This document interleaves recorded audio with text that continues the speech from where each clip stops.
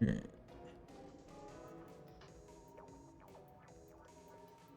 I have some Splatoon video? Is there? Why am I hearing two different songs? Is that in the game? Does the game actually have two songs right now? Is that this thing?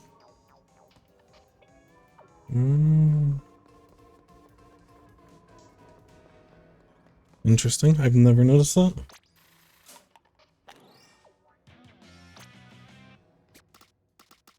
Let me get through my normal stuff, make sure there's no gear I should be buying, and then we'll get right into it. Sure, there's a piece of here.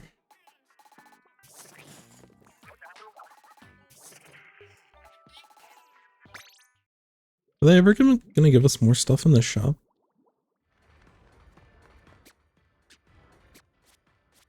I need to do some climbing streams. Fortunately, I've gotten everything around low to high 24. But in the future, we'll definitely have some climb streams. Alright, anyways, let's get right into the reviews. Yo, what's up, Fizzy? How you doing, my friend?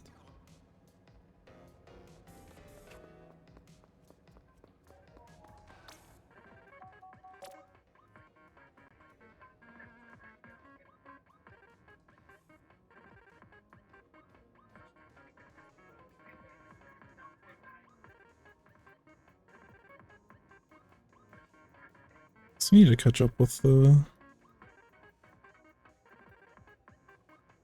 I need this weekend bad. Alright. Anyways.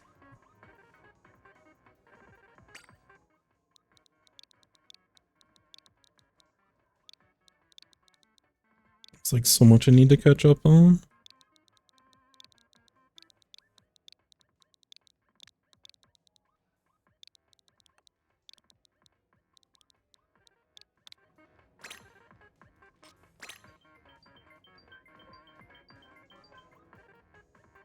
Yo, what's up, Gray? Rain makes me sleepy. Yeah, we've had some rain this week. It's finally starting to like cool down and everything, which is nice. How are y'all? Some hot cocoa? I wish. I'd be down. Actually, I could make some. Maybe later. That's probably relaxing tomorrow. Tonight I need energy. I gotta make another pot of coffee. Right, be heavy, and then this is strength. Nice. I said about 2366. 2366. Nice, nice, nice. Yeah. So we'll either do, if I can get them done faster, I'll try to get through 3 of them tonight, but if I can't, then it might be a 2 tonight. Like I said, I'm losing steam and I need to be up in the morning and tonight. Alright, so what is this? TC. I actually played TC on this not too long ago, so relatively fresh, for better or worse. I feel like Hammerhead's one of those maps. I don't mind it in solo queue at all, but I'm not going to say I necessarily love it when it comes to actual competitive.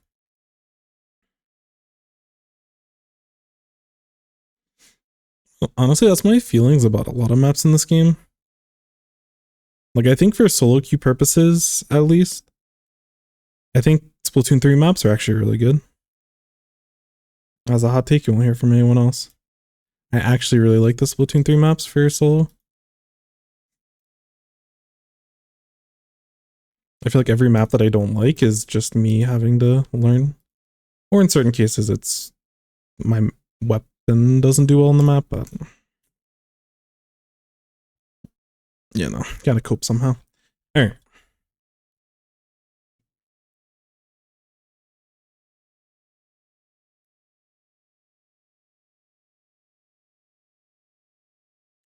There's a lot of interesting things going on in this game. We have ourselves as heavy. And we've definitely gone over it before in previous streams, but just so people are aware, when we're trying to push on this map, you know, there's checkpoint 1, checkpoint 2, 3, and then the goal is there at the end. So for checkpoint 1, where do I put it? You know what? I'm gonna change the color. So this is blue now. So in order to get the first checkpoint, you basically need like knee control of this area. And then like potentially this, if they have like a specific backline, which this game they do have a heavy, or so what's this weapon called? Hydra. They have a Hydra, so we do have to be a little bit careful.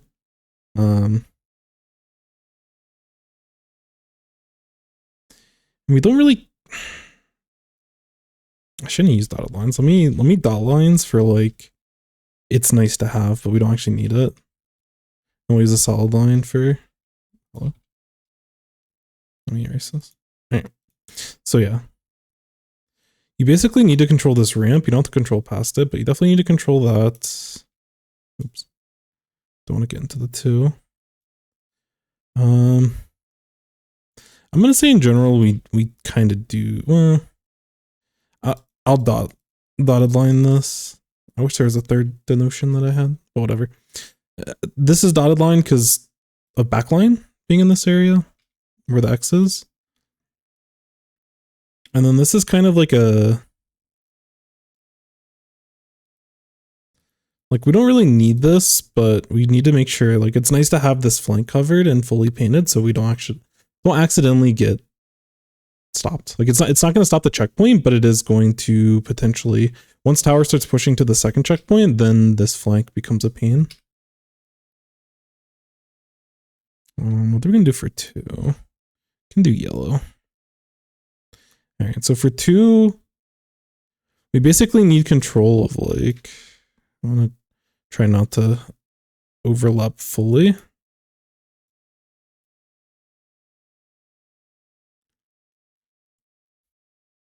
But we basically need control of like all of this. It's kind of just the main thing. If we can keep them off this ramp is good. And if we can keep them off this ledge, it's nice, but it's not really necessary. We just need to keep them up there. But if we can zone them off, it's nice. This is where like as a heavy, a lot of these dotted line areas, like we can probably, maybe not this flank over here, but for at least for the yellow stage, we can kind of keep an eye on that. Third checkpoint, we'll put as orange. That'll work. For the checkpoint, we have to have a presence. Usually, in order to fight for third checkpoint, you usually have already splatted them, and you get your team up into this area. You need to have control of this ramp, and then ideally you've like pushed them back so that they're like sitting up here and waiting for the final, like to stop you before getting a KO. And then last one we can just do is green, because green means go. And that's where, honestly, there's not too much more. If we can control this, it's definitely GG. And we need to make sure we don't get flanked from over there. And then we just generally need like this amount of control. So you can kind of see as the map progresses, and this is how it is for all TC stuff. Yo, what's up, Squid Kid? Hello, hello. It's kind of how every TC map works, where there's like certain nice to have type of areas. And like the important thing to note when you're looking at playing TC, if you start wiping the enemy team and you're on, so like let's say we're on blue, checkpoint 1. Let's say that we wipe the enemy team as we get to checkpoint 1, where the overlap happens. So this snipe area is an overlap. This ramp up here is an overlap for 2 to 3. And like these areas are an overlap for the final goal, like going up to this ramp. So like if you do wipe them over on checkpoint 1, then you want to get presence up here. You know, if you start pushing up here and you're going to second checkpoint and you get, like if you can wipe them and you have control of this, then you want to start rotating people up here and then like rotate them up here and like generally hold this area. Like if you can get ahead of the spots that you need to control, it's going to help you out tremendously. So it's just a general guide, but sometimes it's nice to think through these things if you haven't already done it, because when you're playing and like, you know, whether it be solo queue, whether it be competitive, it's really important. Like if you do get a wipe, you need to know immediately where to go, because those timing windows are really important, especially on a map like this. Like there's a lot of, every way to go from one level to the other is like a bunch of narrow choke points to get from one floor to the other. Or you can like jump up here technically, I know, but these are also very narrow choke points. So like if you ideally want to cross those narrow choke points when you have a player advantage, when there's a timing window where you know you're not going to get contested. That's ideal, but sometimes you have to force it, which having specials is nice whenever you need to force anything in this game. But this is a very rough idea of it. The opening mid fight is always a little bit interesting just because this map, like the mid is so wide. I think in a good way, but we'll see how it is. For our team, we have 2 shooters that can play relatively aggressive. We'll also have a roller that is going to be aggressive as well. I'd probably recommend us being on tower generally because of our long range being the heavy. But sometimes roller might want to jump on in order to get their bubble down. So just kind of keep in mind, especially when you're getting to like this third checkpoint, for example, like if you don't want to have everyone crowded around here. You want to start looking forward. So if you do notice your roller trying to like sit on the tower, sometimes you can still sit on top of it. It's not the biggest deal, but you know, try to find other things to do if they're not moving forward. But ideally they're using their bubble more ahead. But you know, if you need to get like min-max points to take lead or something, then sometimes them getting the bubble and tower is actually worth. And then their team, the Stamper is going to be a problem. It's going to zipcaster onto you. I think this is a relatively decent zipcaster map. There's a lot of high ground that they can kind of tag on and look to punish you. They can also go around a lot of things. So like, you know, they can start down here and like zipcaster over in this area. Or they can start up here, go around this way, or, you know, zipcaster onto this wall. And then there's a lot of ways that they can attack you, but we want to be very careful about that. So that's going to be an issue. These 2 shooters, as long as our team is keeping good paint, which paint's about, they might have a slight, well, actually, no, I think heavy probably makes, it's close. I kind of like our paint slightly better, but outside of backline, you know, the Stamper is going to paint more than the roller, and the other 2 are basically a mirror. We're probably not going to get in Hydra's range too much. They do outrange us, so we have to be careful if we are poking at them max range. And then the only other kind of X factor that they have is this Trizuka, very scary after the buffs, even the indirects. So we need to be mindful. And this Trizuka, this is one of those things where we want to keep an eye out for when they actually have it active and are close enough behind cover to be able to react once, you know, because it'll be shiny when they have special, and then once they use it, we want to make sure we can take cover, because more than likely they're going to be using it to pick you. And a final thing I'll say about Hammerhead is that on this map, it's really important to give your teammates jumps. If you don't have beacons on this map, which neither team has beacons, if you don't count bubble, then it's a long swim back to mid. So not fully wiping is very important.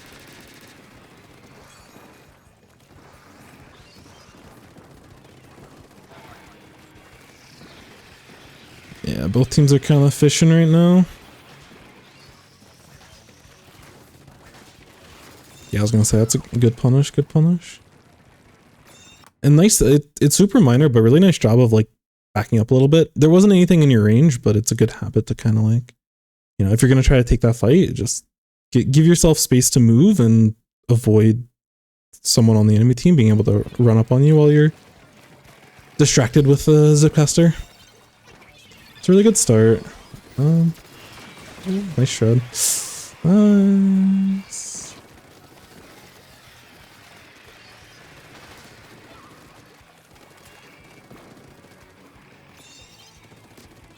Yeah, and you're totally fine to hold this while your teammates are doing stuff.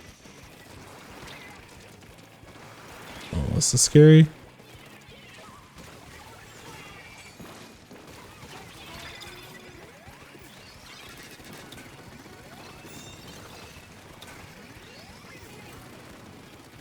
We are snowballing.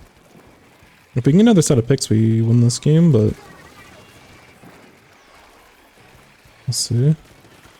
You could try to go for fall off in that area on that person that was top right. But they can. I like that you already have a nice lead, so you're right. You're comfortable backing off away from the tower in order to like keep control of the map, which they do a good job of pushing you. There is a couple of things really quick about this play that I want to quickly go over. It was before this. I've been getting really bad at matchmaking recently, having a hard time getting through A ranks. Yeah, I would try not to. I mean, it's hard not to think about like matchmaking and teammates and different stuff that help your, or that it could help or could hinder your experience. The biggest advice that I would give though is that you want to, when you're actually looking to improve. Also, what's up, DJ Cloaker? Hello, hello. I did see one of your reviews. I don't think we're going to get to it today, but we'll be getting to it soon. Soon. The only chaotic matchmaking, that challenge one was, the one with the Zuka specifically is always a little quirky. But when you're playing like X rank, the important thing to remember is that over the, like, there's a couple of things. One, like, it's a marathon, not a race. So like one series and like especially one match, but even one series or one day of climbing or, you know, playing the game isn't going to make a big difference in the long run. It's really about the consistency. So if you have a bad day, if you have a bad series, you know, whatever the case is, try to just shake it off and keep kind of marching forward. The other thing that's really important is you really want to try to isolate your own decision making when you're looking to improve. Because if there's a better player playing on your account in whatever series that you're playing in, like they'll find a way to make it work, you know? And ideally you want to get to the point where you can be doing the same things.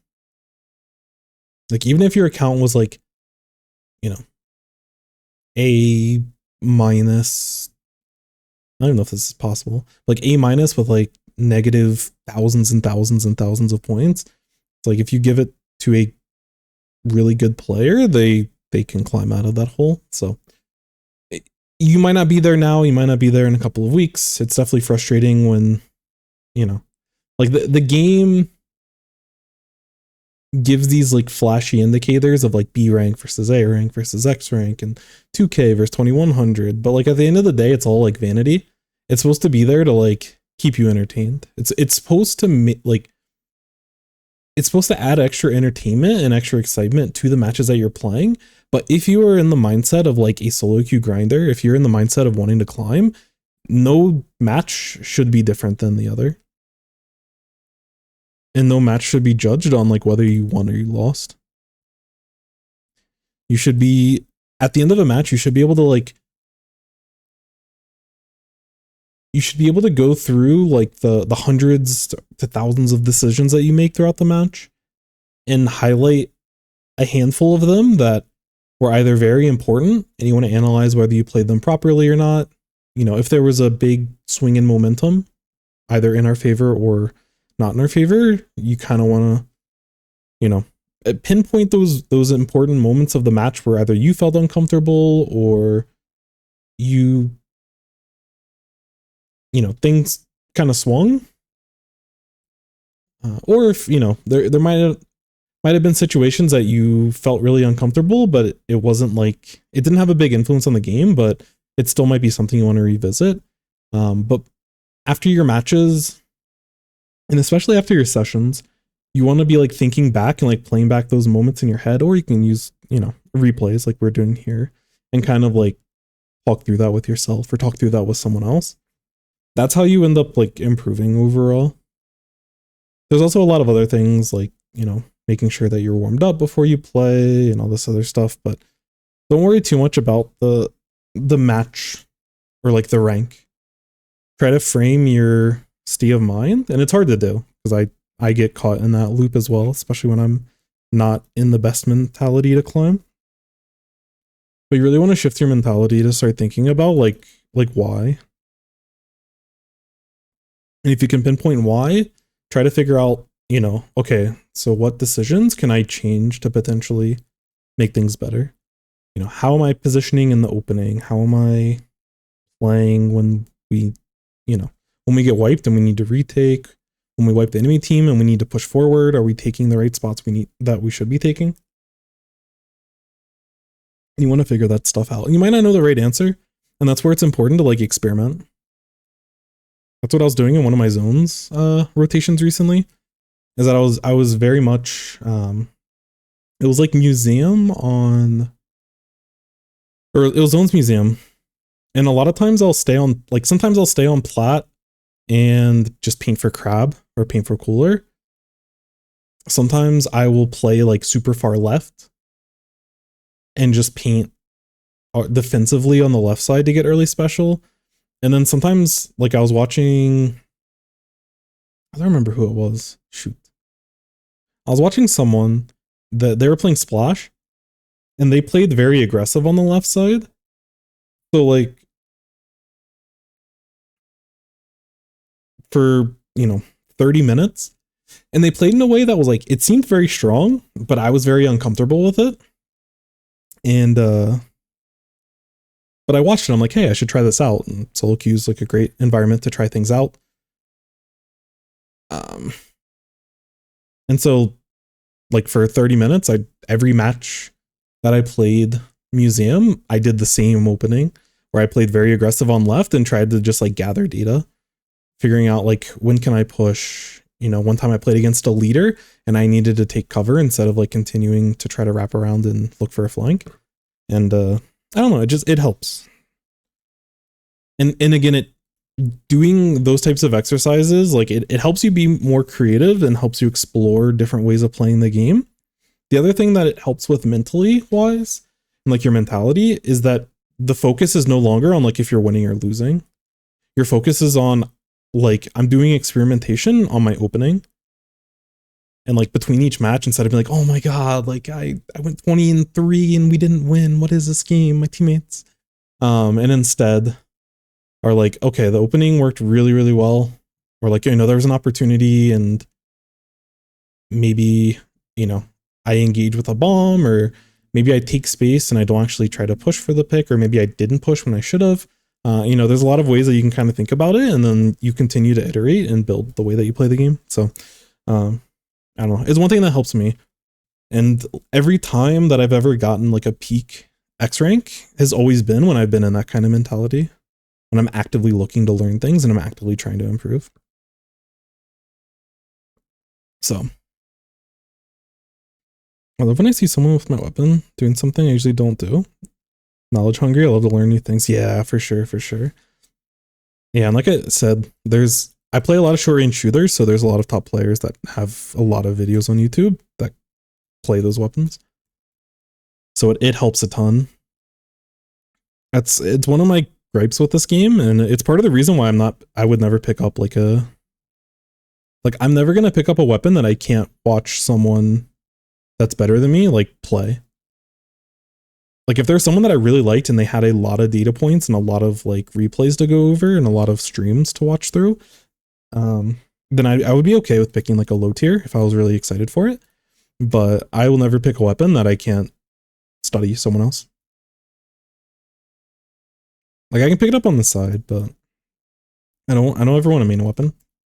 Because yeah, it's part of my enjoyment of the game is to study other people. But the thing I did want to point out in this situation, lack of string. Yeah, stringers have it rough. There was a couple of backliners that played stringer after the new patch, but it was kind of temporary. All right, so we get 3 down here. The last one's this Hydra that's backing up. So in this situation, I wouldn't look to like...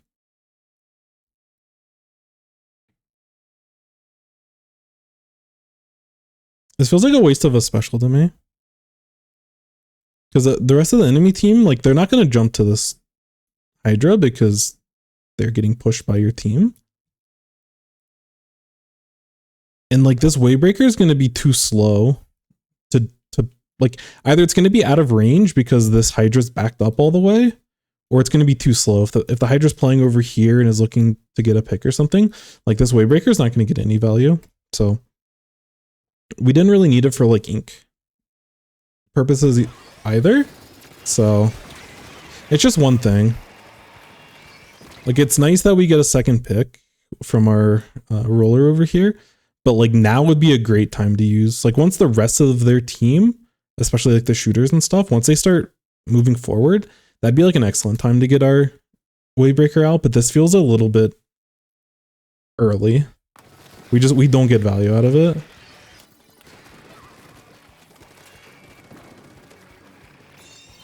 And then this is the last person alive. I'm okay with you just kind of holding back here. Your teammates are pretty confident moving forward, so it's fine. I wouldn't take that jump just because you don't know what's on the other side. So I would be careful about that. Like getting Wavebreaker up here is nice, but don't... We want to see what's going on before we like jump up. Like realistically, you should just be playing up this ramp. It's too dangerous for you to cross over when there's enemy players. I would say like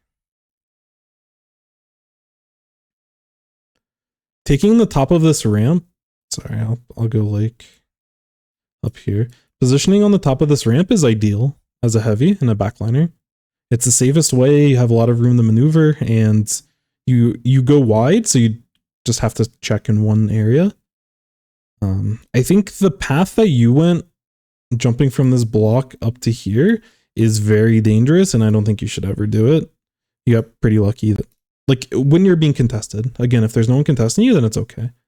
Something that's still kind of dangerous, but slightly better, is to jump up here. It's hard to see. Maybe a darker. That doesn't really help. But this area here is a little bit better because it cuts off more angles. But either way, I don't like us jumping from the block. If there's people that are already like, if they're already situated up here, we shouldn't be doing this. I think it's a good habit just to take just play up top the ramp. But again, fortunately, we don't get punished. But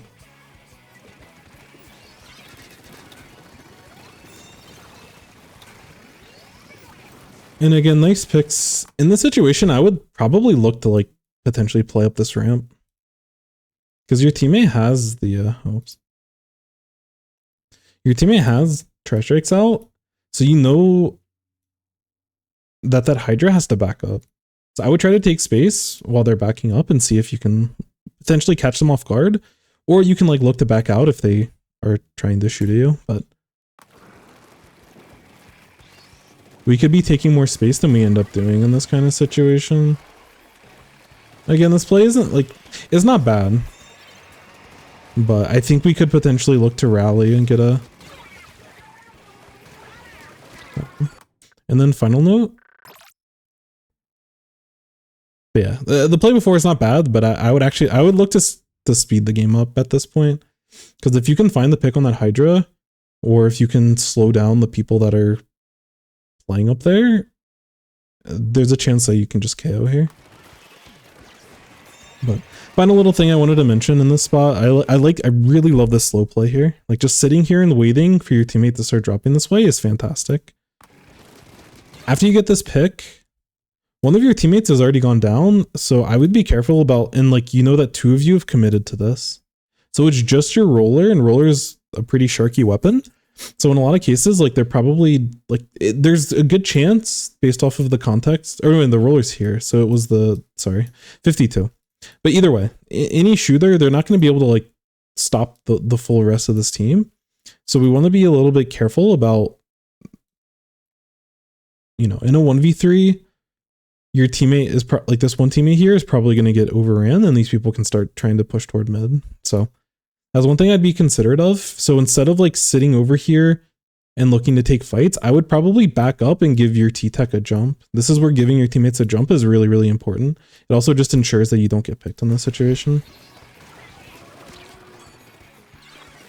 Because yeah, especially like you can't hard commit to this for a long time because someone else is going to run at you. So you almost got baited a little bit in this situation where those picks don't really matter. If you can get your teammates and give support, you know, give a jump to your T-Tech and then eventually give a jump to your roller. That's why I would prioritize that versus getting another pick. Because you're already effectively playing in mid in that situation.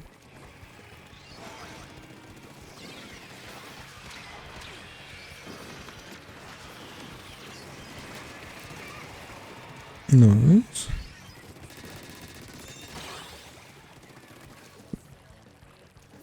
Okay. Yeah, and again, I would start to look to move forward. I like that you take tower and get on your teammates to start moving forward with it. You could probably get your Wavebreaker down earlier, honestly. Yeah. There's a lot of suboptimal decisions that are happening in this area. So, pick is great. Moving up to take tower, fantastic. Your teammates get to push up. In this situation right here, your teammate was a little bit early, but getting that information's like whatever. I would be getting Wavebreaker down like right now. I don't really know exactly where you could either throw it like over here, or you could potentially throw it like up here. I don't really care where it goes, but I'd rather get it out before these people start dropping. Because it takes a little bit of time for the Wavebreaker to start cooking. And we need it to cook and start outputting the waves in order to get value. The second that your 52 is down here, you have no one in front of you, you need to back out in the mid. This is, again, another situation. Your front line goes down. Your other 2 people that potentially play front line as well, they're not in position in front of tower. You need to retreat back to mid. You abandon tower, you give a jump to your 52, and y'all are still holding. If your team gets overly pushed, I mean, you still have your Wavebreaker that you didn't use, and you have bubble. So like force them to start pushing you and then bait them into taking a fight. But we need to stay alive in this situation. We can't be looking to play aggressive in this kind of play. There's just no way that this ever works. And this type of wipe is really, really bad. Like, this is really bad. I wouldn't be surprised if this swings into the enemy team favor. I would imagine roller can stall long enough to where it's not a problem, but you never want to be the one that's jumping into your teammates as heavy. Because they can't cover you the same way, and you're also not running stealth jump, which I don't think you necessarily need to, but it goes back to the importance of not getting splatted. Because you have to jump into your teammates. They're not going to... Most times they're not going to be responsible enough to like look to give you a good jump.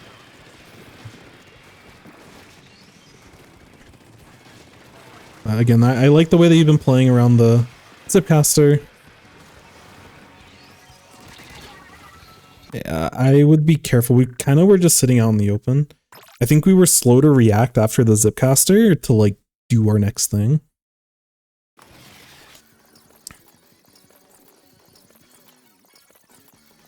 So when they get Zipcaster out like this, like at this point, you just have to assume the Zipcaster's over, and now you have to make a decision. Either you play back here or you play up here. You either play here. So because you have the T-Tac in front of you, I think it's probably safer to play this way. Or not safer, but I think it's a little bit more optimal. Because you can watch this ramp and have a long angle. You're not going to have to worry about someone jumping up on you because you have T-Tac that's painting in front of you.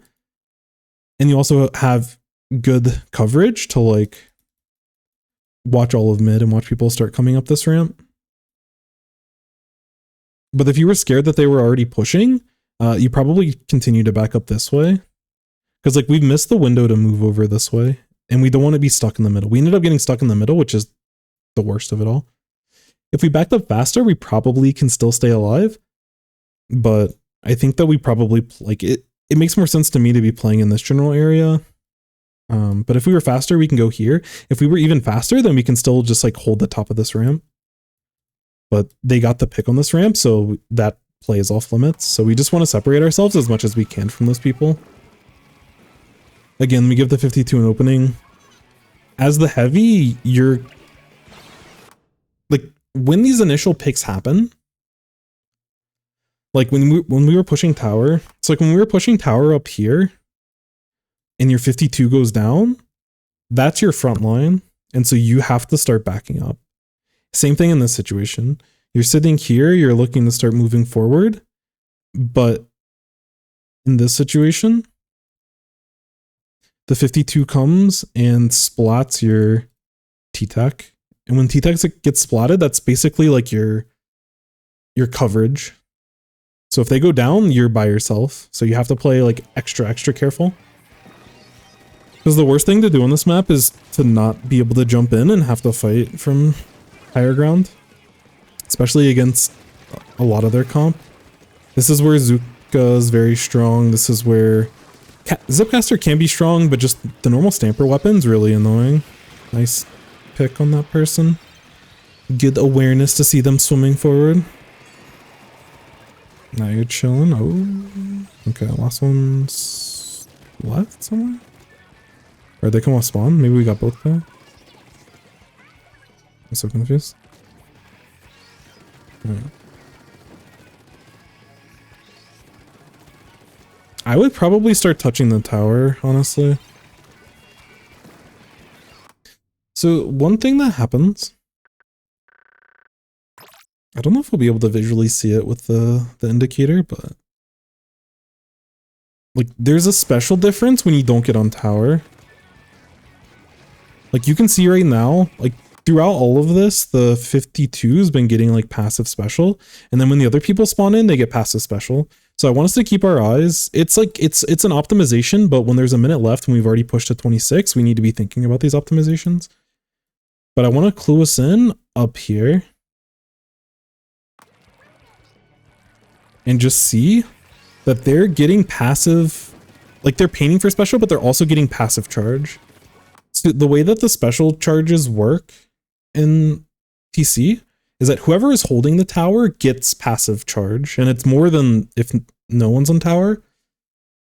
So this is like, that's why people always like tap the tower, like they get on it, and then once it starts pushing forward to a point where it's uncomfortable to defend from, then you get off the tower. And that just, it's another way to starve the enemy team from getting specials. But because of that, like if we don't get on tower, if there's no one on tower, if the tower has like this default anchor, then a neutral tower means that whoever's losing is going to get passive charge. I think when you're holding tower, it's like 3 or 3.5. Or it could even be 5, but I think it's like 3 or 3.5 points per second. And if no one's touching it, then the losing team gets it. I think it's only like 1.5. So it's still significantly less, but you're just like, you're allowing them to passively build up special when you could already be tapping the tower. So it's a minor optimization, but they need specials in order to win this game. And like, you don't really need to get towers. I mean, you don't need to get special by just like pure painting. I do like the painting, but we have time. I'd rather us kind of keep an eye on these things. Because if you think about it from like their entire team's perspective. Wait, is VOD not working? Did I mess up that command? Hey, what's up? Is it Quirks?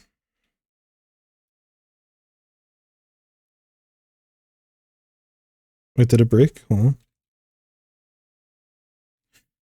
1 second. Thank you. What do I use? I think I need to turn it on or turn it off and turn it back on. Give me 1 moment.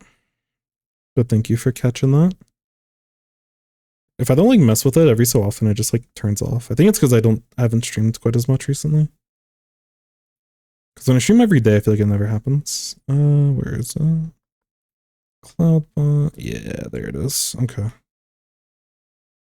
Is there a save or did that just do it?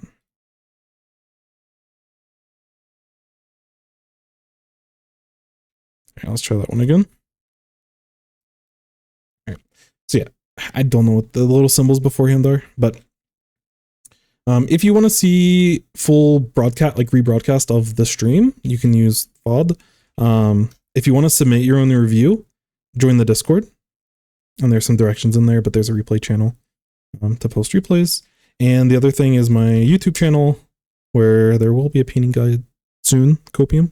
But I condense a lot of these reviews into like smaller digestible chunks. And I'm going to be putting a lot of focus on the YouTube over the next couple of months, so look forward to that. But anyways, if you have any questions, please let me know. But welcome in, thank you for the support, much appreciated. So yeah, just a minor optimization, but it's important to keep those things in mind. Because it's one of the few modes where it's like non-committal as the team that has a lead and has mid control. Because like in zones, you can't really control it because you just always want, like there's no reason to ever like not cap the zone. Like it's always better to just cap the zone. Clan Blitz, you can kind of influence it, but it's a little bit awkward. And then Rainmaker, you have to commit to like picking up the Rainmaker. But even then, the team that doesn't have the Rainmaker are going to get the passive charge. So TC's like the one special case. Again, in this situation, when the enemy team starts pushing up, I'd probably look to use my Wavebreaker. Like, I'm glad that y'all are able to hold without it, but I would look, like, after the Booyah Bomb and everything, I just go ahead and use it. Because your teammates are fighting on the left side, and you're not able to influence it a ton. Alright, that should be GG.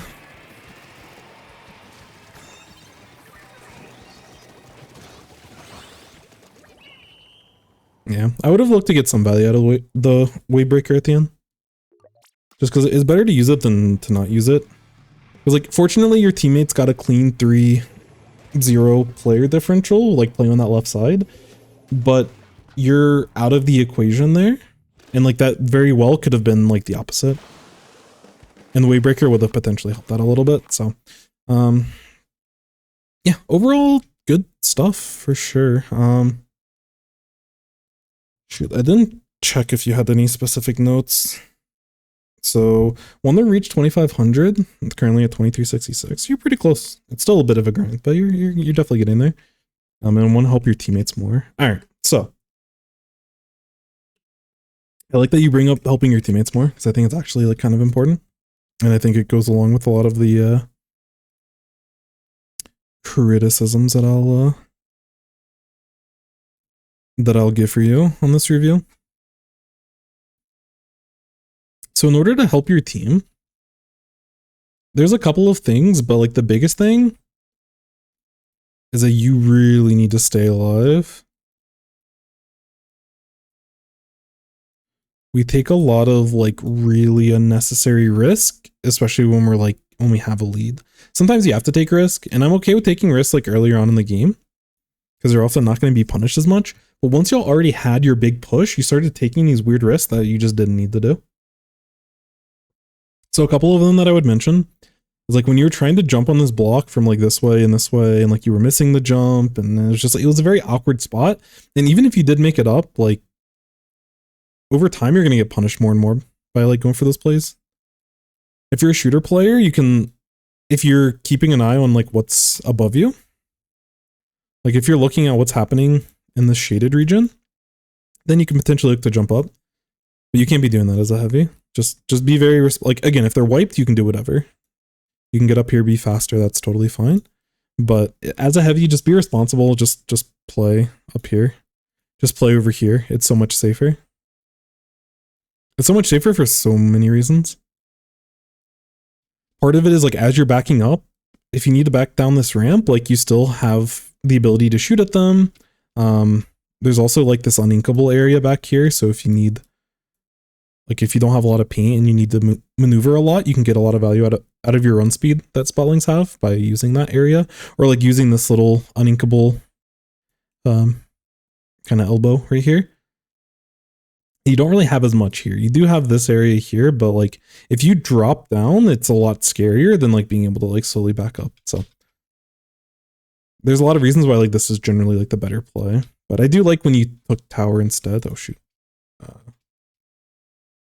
Whatever, I'll just redraw it. So yeah, number one is to stay alive. And then how do we help our team? How do we help our team by staying alive? Part of it is like give jumps.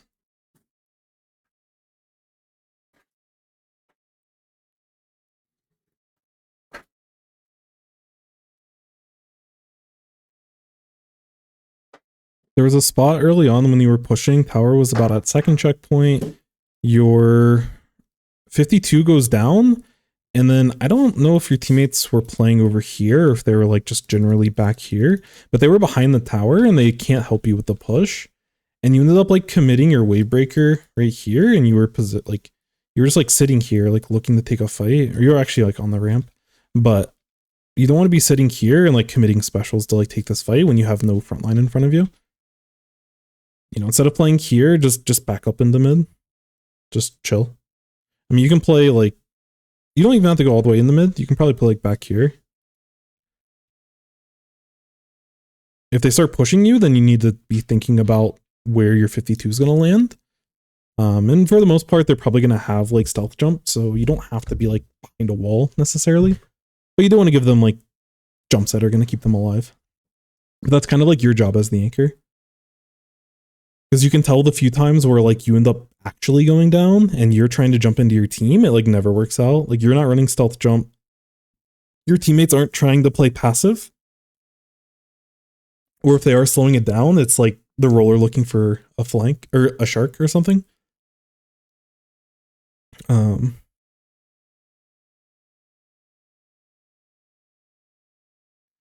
Yeah. Safety.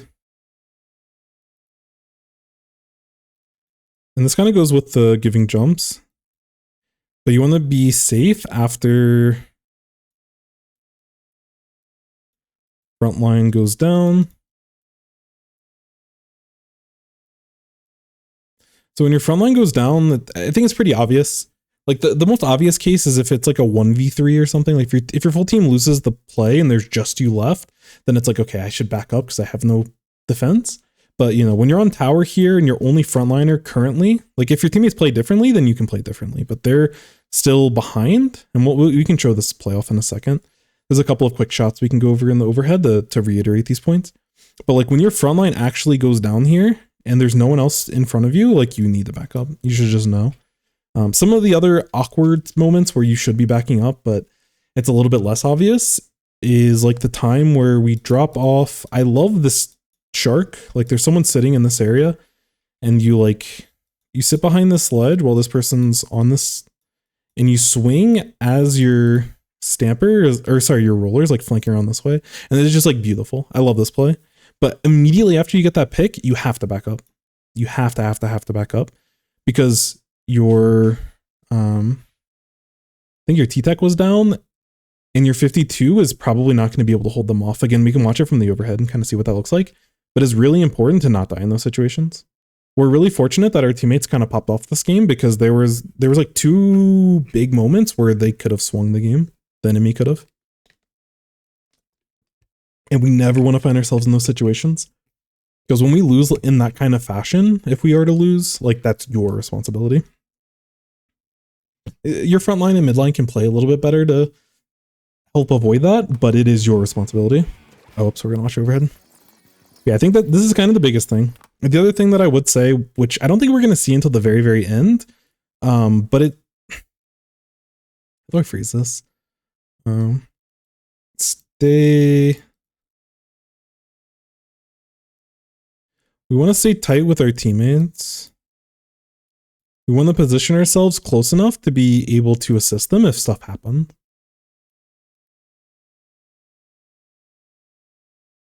So like ideally it's probably going to be around like a max range. Depending on certain spots, these maps are kind of congested. It might be closer than that. But like at the very end, we're playing like way too far back, which we'll see at the end. But I quickly just want to go through a couple of these moments. Because I think it's important to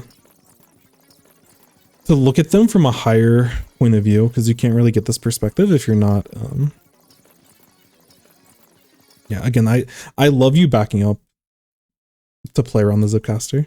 The way that you played around Zipcaster this entire game was like really, really nice. So definitely good stuff there.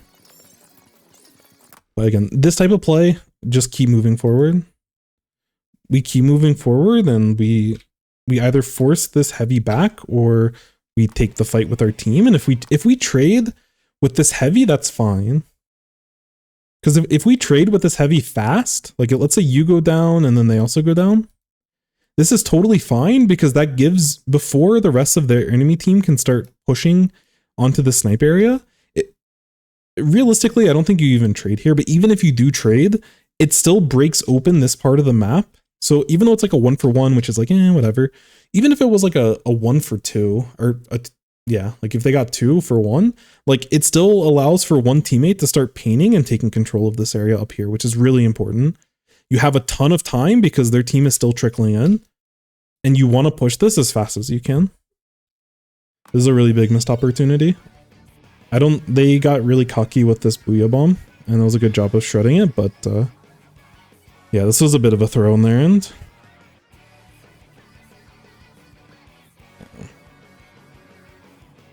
Again, the way you're playing it's totally fine. Your T-Tech eventually after these are special, they're able to move forward.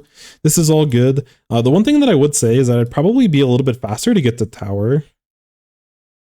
I don't think we want to sit back here. Because the thing about being on tower here is that you can check. And if they're ever going to flank from behind, you'll be on tower, you have high ground, and they have to fight you in an open area. So I would be quicker to rotate the tower actually in this situation because this person can't really punish you unless they use their special. But if they're committing special in the mid, then you can just move forward and help your teammates fight in front and you probably find an advantage. Okay.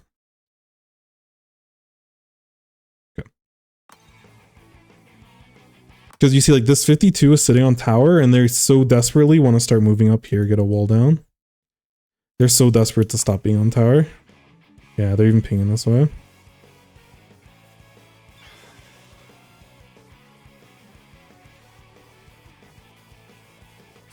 Yeah, because you have 2 people committing to the person behind, so even though you get the pick, it still kind of stalls your push, but y'all win the fight after, which is nice, but...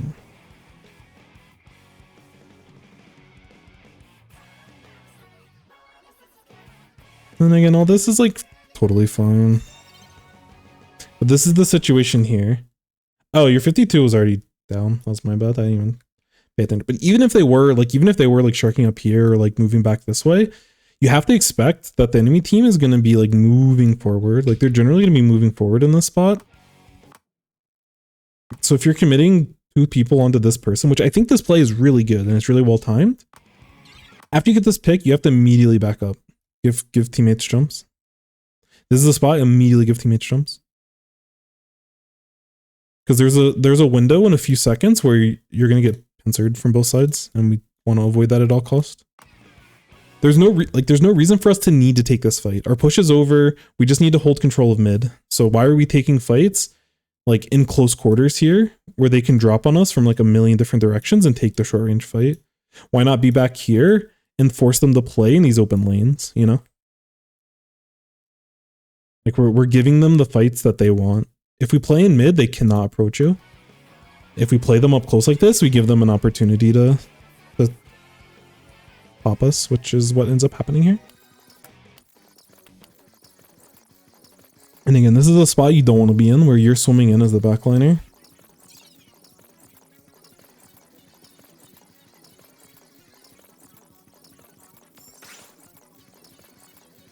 again, y'all are able to hold, which is nice. I think as a team, y'all should be... If y'all were a little bit faster, you just take control of this area. Again, this is solo queue, so I can't expect my teammates to be this fast, but those few seconds that... Like, the few seconds that your T-Tech is painting over here, which doesn't matter where the tower is currently, and you, like, just generally painting in here where it doesn't matter. If y'all are moving forward faster and you take tower faster and your teammates are moving forward faster, it actually makes the setup for this play a lot different and in your favor. Like, again, this still isn't too bad. This is another situation. 52 goes down and like you're trying to take this fight up here. Why are we trying to force the close range fight when we can just back up? Just sit back here. I mean, realistically, we probably can be where this ruler is, but just like sit back and just play the open lanes. Because your teammates go down, and again, if blue team's playing this a little bit faster and more coordinated, like your team should be getting wiped in this spot. And this is like a potential big opportunity for the enemy team to start looking to take control. Because of your greedy plays, you've given up mid to the blue team. Yo, what's up, vibes? Welcome in, welcome in.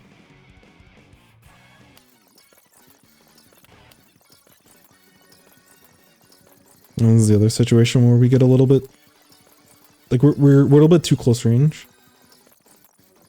And this is like the importance of like positioning in order to help stay alive. We're giving them short range fights.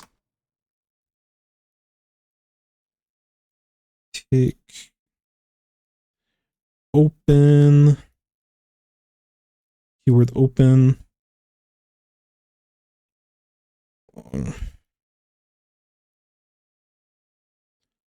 Like, as a backliner, as a splatling, we want to be taking these long range fights with anything that isn't the Hydra. And we're just playing a little bit too close. Like, we're playing closer to the front line than we need to be. And it's just leaving these little room, like these little areas for us to potentially get punished.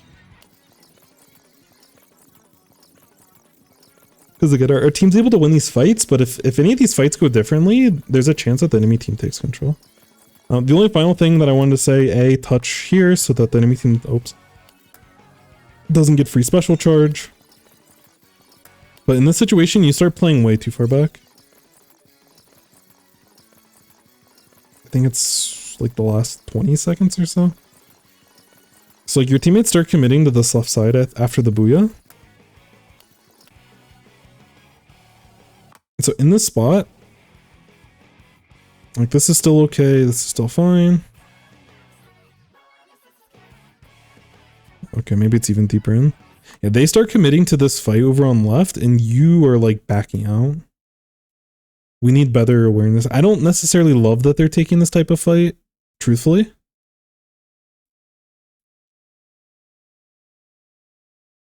But if they are committing to this type of fight, we need to be like positioned to help them.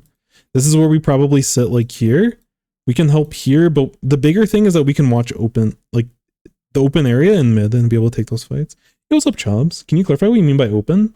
Yeah. So open, I just mean like no cover. Like I use the term like open lanes quite a bit. And it's just any part of the map where there's just like not a lot of cover.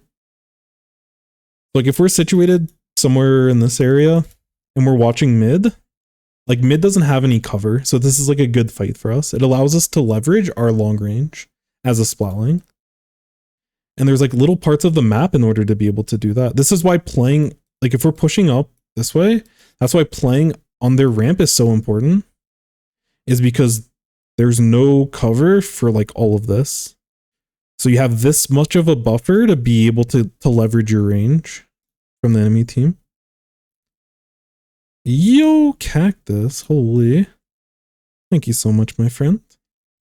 How was the stream? I'm assuming you played some Splatoon. Cactu raid, let's go. We love to see it. For anyone that doesn't know, Cactus is a competitive player, streamer, content creator. Was the one that got blue Chara on somewhere in New York on that billboard. That was very funny. Playing a scrim, nice, nice, nice. And very recently released a video on like a beginner's guide to callouts. So if you're like newer or if you're looking to get into comp play, and there's a big change between playing by yourself with no comms and playing with teammates. I think Cactus's video does an excellent job as like a nice primer to kind of help ease you into it all. Let me see if I can find it real quick.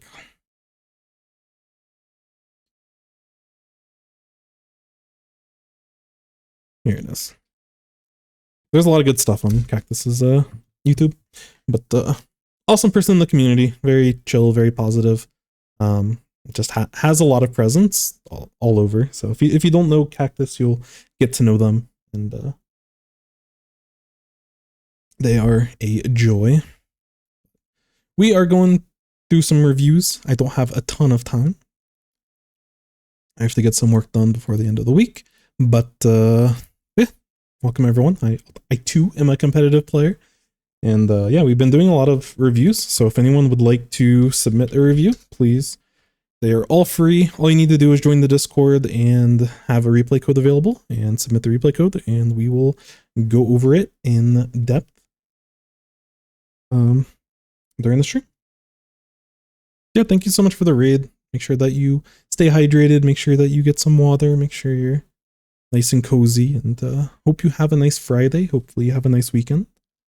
And if you participate in any Splatoon events over the weekend, I wish you the best of luck.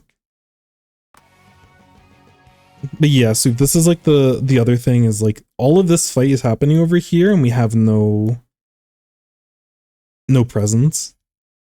We have a special that we're holding on to, which could be helpful, and we also have like, you know, I don't want us to be sitting here. This is too dangerous, but we can be sitting here and, you know, potentially slowly inching our way up and getting this nice crossfire on, you know, when they're fighting in this pit.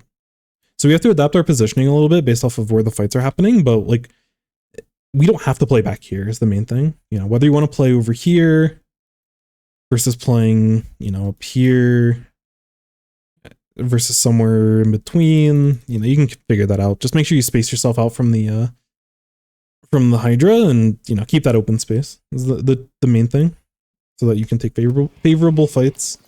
Again, like your teammates are killing it, but there's a world where they don't, and they go down, and this game goes potentially sour. Otherwise, you played this game very well. We just get a little bit greedy in certain spots. We need to, as an anchor, it's really important for us to stay alive in a lot of these positions. But yeah, overall, just very solid stuff. Stats seem pretty reasonable, but those 4 deaths could have been cut in half at least if we were a little bit more careful with the way that we played after our front line starts going down. Because we play this type of match in the future, and like our teammates actually wipe, and then we have to actually fight when the enemy's moving tower, and there's a chance that we get snowballed. Because like this is a map where Hydra actually can get a lot of value, and Hydra can actually get like booyah bombs that the team can push up with, like once they get past mid.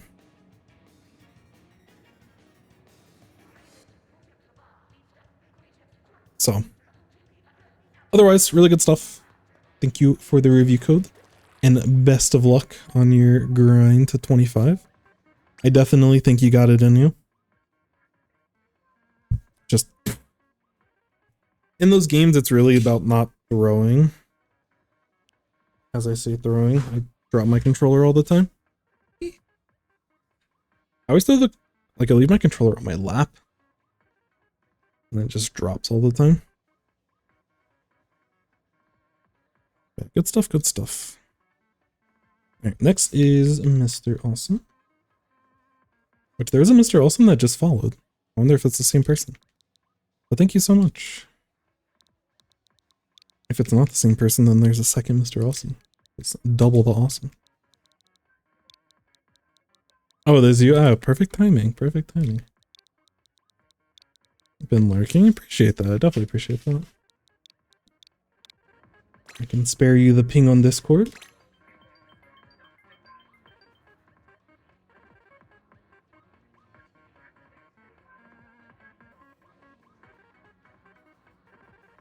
watch my dog try to nuzzle his way to get more comfortable in the bed.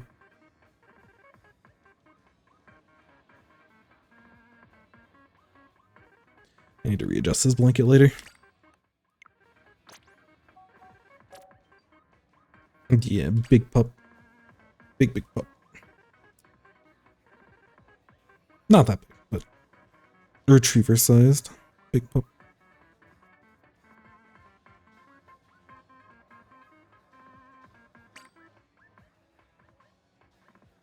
I'm sorry, I'm not going to be able to get your tag. I am not good with the alpha numeric, or what am I saying? The non-alpha numeric characters. Oh yeah, I want to see if there's any notes. I feel like I tried my best, but I still didn't go to plan. Maybe some pointers on game awareness or team play. Gotcha. Okay. And then 2370 in Takaroka division, which makes sense. I'm pretty sure I've played with you a little bit. Some of the solo queue games that I've played, I think we've crossed paths, either same team or opposite team a few times. So I'm slightly familiar with your play. Splat Bullies gets a kit with Kraken. That could be fun. I think Kraken's an awesome special. I'm a fan. I'm not good with it, but I would like Kraken to be on a weapon that I would want to play, which would cause me to use it. Because the closest thing right now is like 96. Alright, I'm going to make the mistake of plugging in my mouse. Because whenever I plug it in, for whatever reason, you'd imagine with a wire it would be more sturdy with its connection, but it actually gets worse, and I don't know why. But that's neither here nor there. When we're looking at... Also, let me catch up with chat real quick, then we'll get into it. We're looking at... Assuming it was blue, it started as blue. Yeah. Blue team V splash.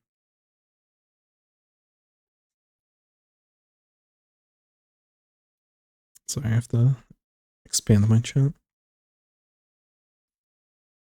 I know 0 things about callouts. Yeah, it's tough, it's tough. But that'd be a great starting point.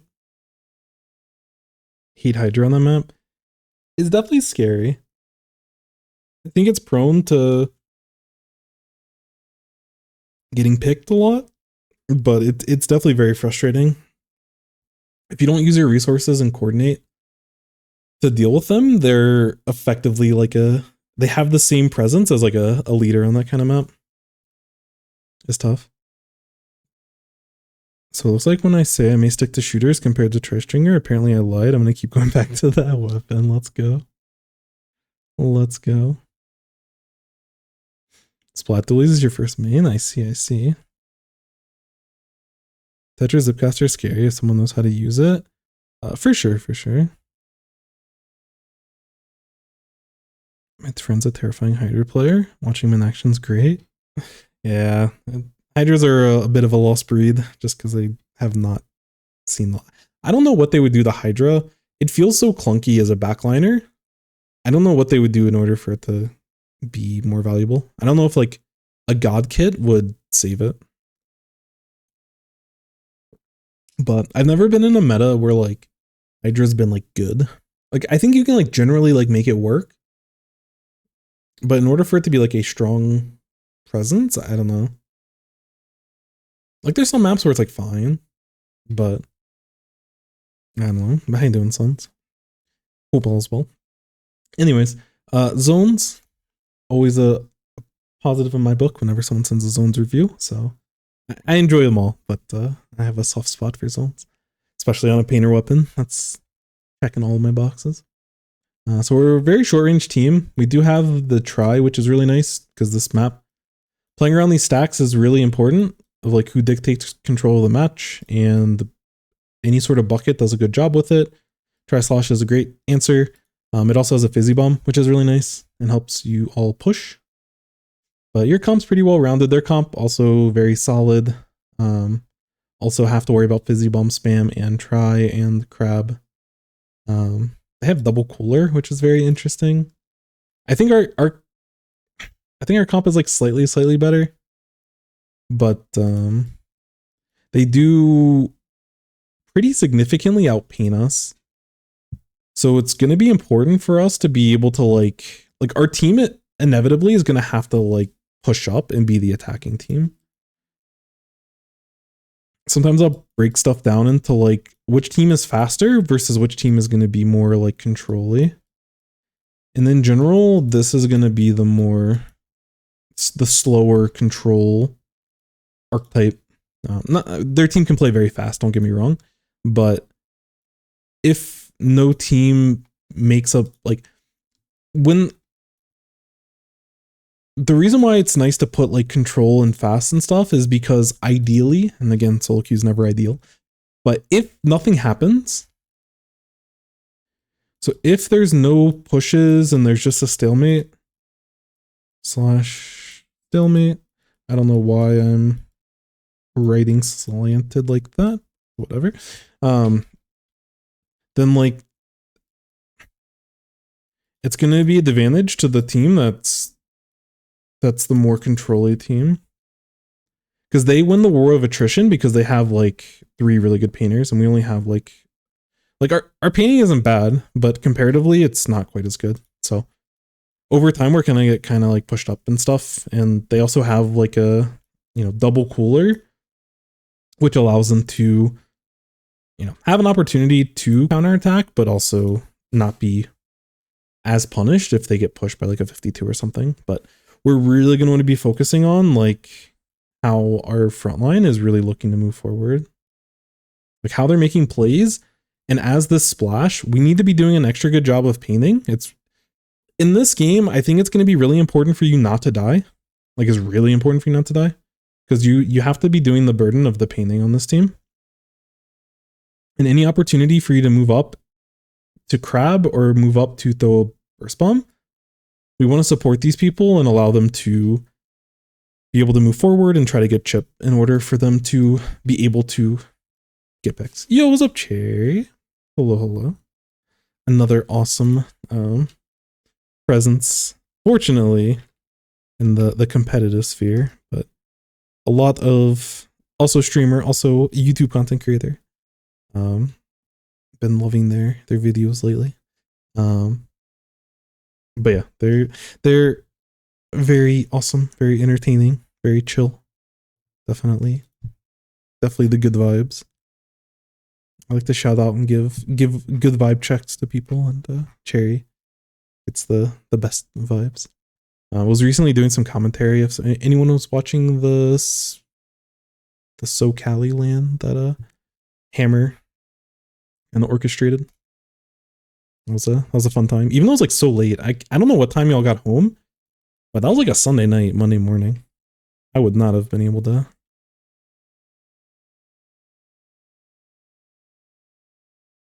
I'll not have been able to make that work, but 2 a.m. Holy.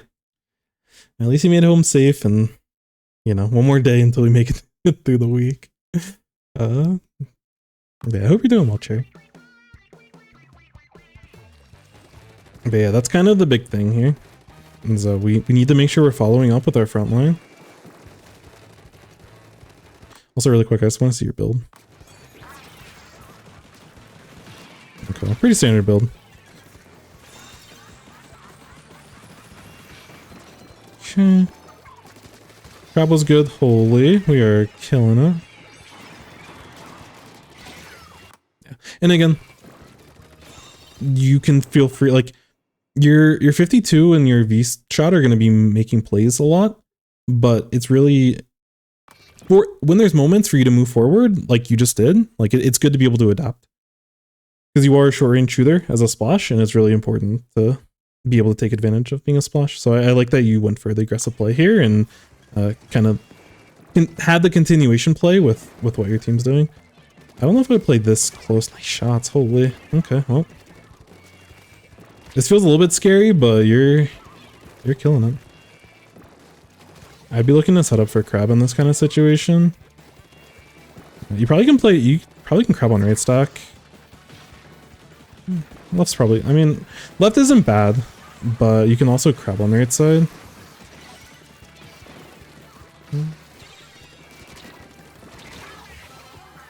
That seemed like some sort of lag. All right, overall, really good opening. Really good opening. Educational coaching content, that's what we're here for. If you have any replays, I know that you said you've been playing like T-Tech and I think you said maybe some V-Shot. You've been looking for some different stuff to play. So if you have any reviews, you're more than welcome to send in the review. I gotcha. I probably wouldn't have dropped here. It is a minor thing, but I probably wouldn't have dropped. I do like the burst bomb and you just outplay them. And again, this continuation's awesome. In this kind of position, one thing that you kind of need to notice based off of the context clues, being that you hear a bunch of stuff going on over here and you have no follow-up over on this area, is like you're by yourself in this kind of situation. Would love a other view. I gotcha. Like you're by yourself in this spot, and so I'd just be like a little bit extra careful. You end up like really outplaying them. And I do like that you're slowing down and pushing forward with the Trizuka specifically. But I don't want us to get caught in this kind of situation. If they drop 2 people here, you should basically never survive by yourself. So if you had more support, if you had someone throwing suction bombs for you, if you had fizzy bomb coverage, I'd be okay with you committing to this type of play. But this is a very weak spot and you're like over committed over here. Like super over committed over here. And like if the enemy team is paying attention, because you're also being like pretty loud, you're like throwing bombs and stuff and like going for shots, they could be playing it more patient to like punish you for this play. So it's just very risky. And I would rather us play like, you know, this type of position that you're in is totally fine. But in general, if you wanted to get paint, like if you wanted to paint over here, you could like drop down here and then get this paint and then like rotate back this way. But I want us to be more central. We're playing a little bit too extreme from like the rest of our team. And there's certainly a case that could be made where like your team should be moving left with you, but yeah, your mechanics are definitely carrying you here. It is just a very scary situation.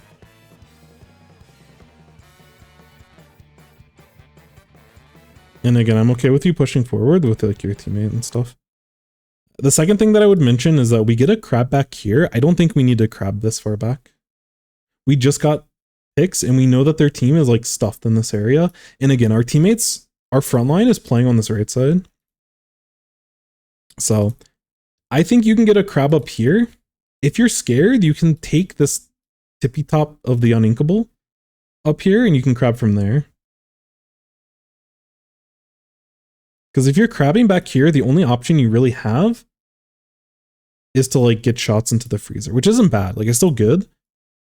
But if you were playing like somewhere in this area, you can help on TP, you can help in freezer. If the people in freezer move back, you have a good angle on them. Right stack is so much stronger in this situation.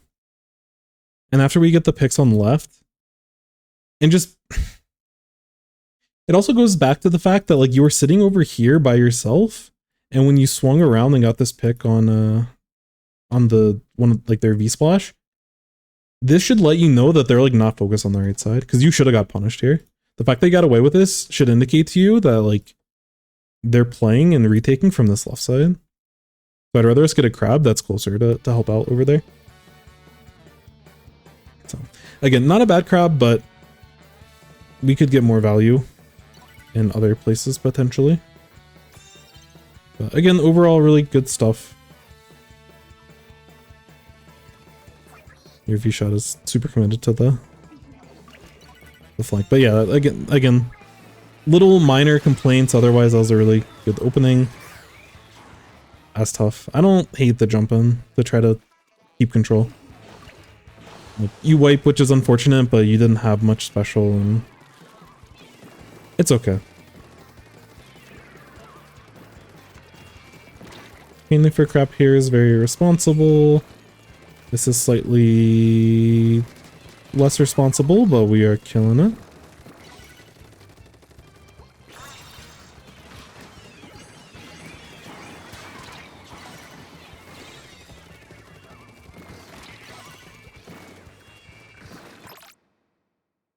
This is a situation, I don't know if we need to...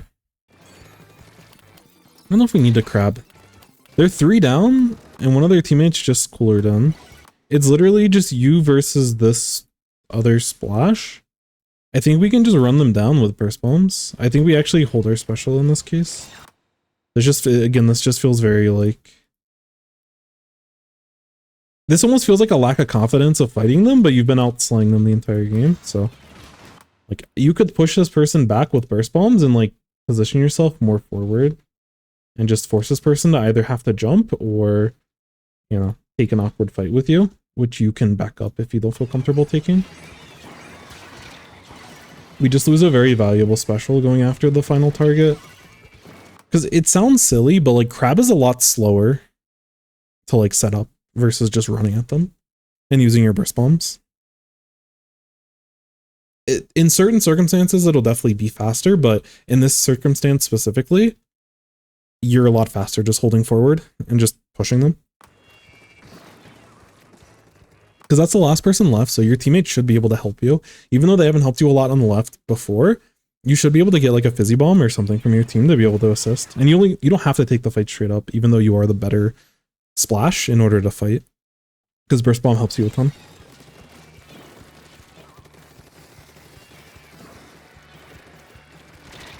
Yeah, this is very greedy.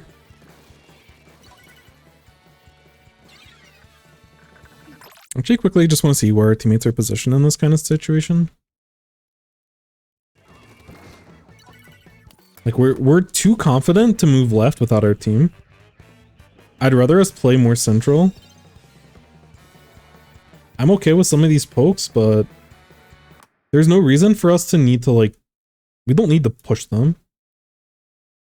If you want to sit here and like get paint in this area and force them to get stuck here so your teammates can push, that's totally fine. But there's a big difference between staying in a safe position and getting paint to prevent them from backing up this way, forcing them into this area so they're stuck in whale and stuck in fizzy bomb and stuck in a, you know, an area that the 52 can follow up on. Like, this is a way that you can support your team. But instead of supporting them, you're playing in like the farthest extremity. And like you're just running into the other team. Like you can position in this type of area and get similar results, but it's just your intentions. Your intentions here shouldn't be to fight. Your intentions here should be to support. And it feels like we've been very one-dimensional with always looking to fight instead of trying to set up plays where our teammates are able to help. It's kind of been the biggest thing that I've seen so far.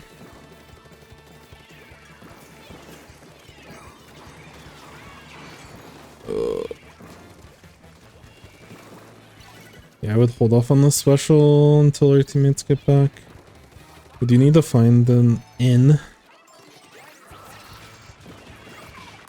Use your burst bombs. Use your burst bombs. Use your burst bombs. You have the full tank. You get the 2 burst bombs before getting the crab out. Use them. Like 2 burst bombs can just like clear this whole area for you.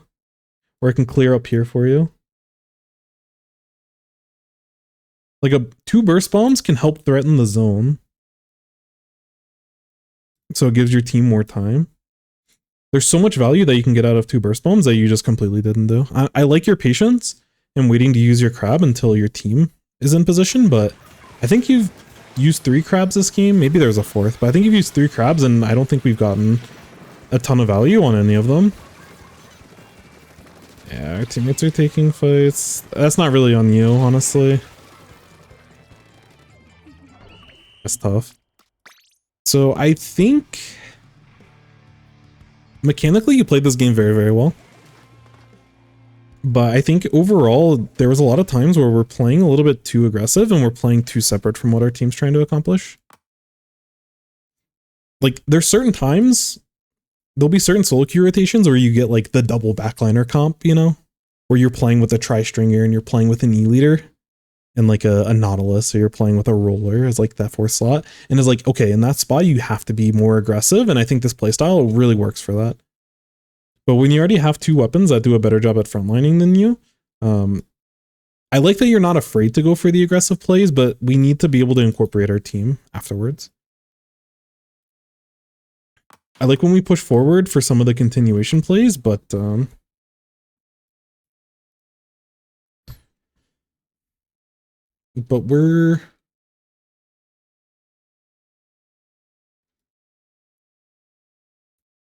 we want to keep the team in our game plan. Like, our game plan does not incorporate anyone else, which is a problem. Especially in spots where we have a numbers advantage. Like, there's really big mishaps. Like when we have an advantage, we really want to keep our teammates in mind. Because they're frontline, we want to stay central. We want to position ourselves more central, and a lot of times we're taking extremity fights away from the rest of our team, which is a bit of a problem. This stay central is going to be very comp dependent. When you're playing this more midline anchory type of role for your team, you definitely want to stay central as best as you can, especially when the rest of your team's up, because they're trying to look for plays on other sides of the map as well. And you weaken, like if you're playing and fighting over here while three of your teammates are over here, you're weakening their effort to be able to do stuff here, and you're a big liability to get dropped on by the enemy team. Double backlines all fun and games, so you get the triple. I've gotten like 1 or 2 triple backlines in solo queue. It's very silly until you look on the other team and they also have triple backline, and I'm like, I guess this is fair. This is fair. I don't know if this is the type of balanced matchmaking that we are looking for. So yeah, that's the one note with the stay central. I guess instead of a star, that should be more of like an asterisk. This is very much it depends. The other thing that I would say, and I think there's another point, but while I'm thinking about it,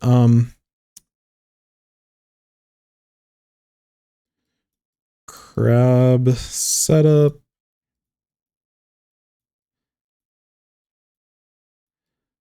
Optimal is kind of redundant. We'll just say like positioning. We want to keep in mind our position, and we want to, I don't know what to consider, but like the point of attack, like when you actually are engaging with them,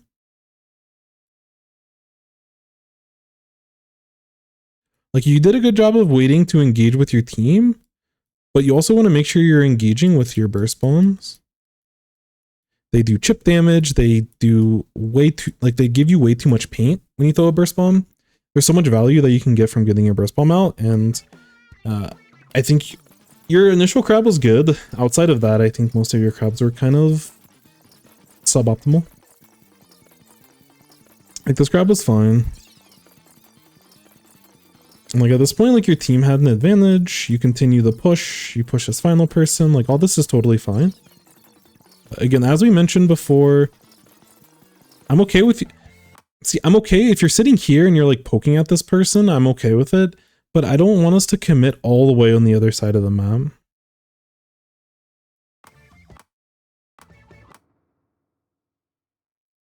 Like we had an idea that we were going for, so it's like okay, but I don't want us to overcommit. If we take those shots and we don't get the pick, regardless of if we get the pick or not, we have to immediately go back or drop this way potentially. Like we need to get out of the spot. We overextend just way too much. We get rewarded here, which is not good.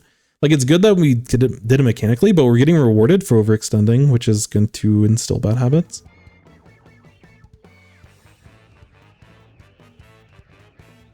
Yeah. And again, you back up and you support your tri-slosh here, which is great. And then this is where we get crab, and we're just like, we're not really, I feel like we're autopiloting where it's like, okay, we're just going to get crab up here. Instead of having more threats, up here. We can still threaten this area up here, but we get better angles on this. We get actual angles over on this side, and we can also hit this TP area where a lot of people like to start their jump. So this is how you can incorporate your team into this play. Like, you're limited to just helping your team if they get pushed by crabbing on the left side. You can help your teammates move forward and try to take fights with all of your paint and all of your chip and with like a splash wall and everything. Like, you'll have the tools to be able to initiate in this situation. And you can enable that and help your team by being on the right side. Left side, you're just hoping that they drop, or, you know, like when that one person pushes, like you can help with that, but it's just you're limiting your overall ability to do stuff.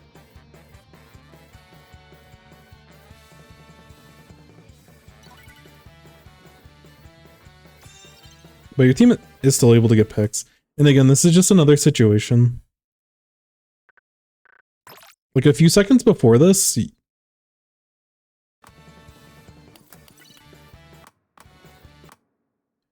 I don't blame you for wanting to help this shot, and I don't blame you for expecting them to help you.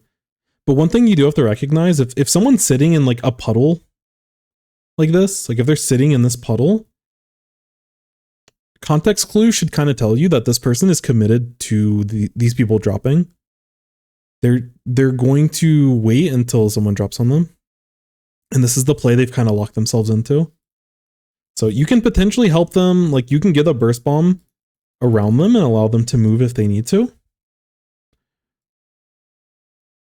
You know, I'm okay with you sitting in this kind of position and like potentially baiting these people into dropping and working with your shot here. But we just overcommit. I think that was the other point that I wanted to bring up, is that you just overcommit quite a bit.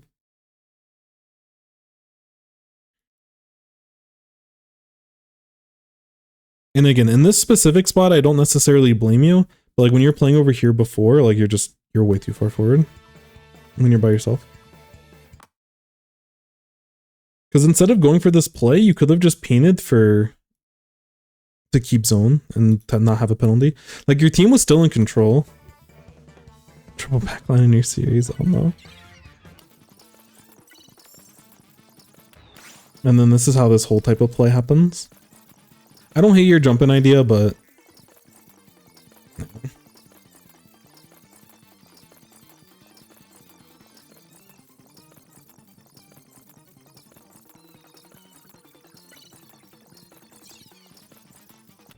and again, this is a spot where you use your crab on this final person. We don't need to do this. I'd rather us just get this paint. I'd rather us push this person. I'd rather us move right side and look to crab over here. There's a lot of different things that we could do. Like this crab is okay, but if we're gonna crab up here, we should wait until the enemy team's like committing. Like I'd rather us crab now, like after they commit their specials, versus like, because even if you do get the trade on the Neo, it's just like, I don't know. We could have done the same thing with our main weapon.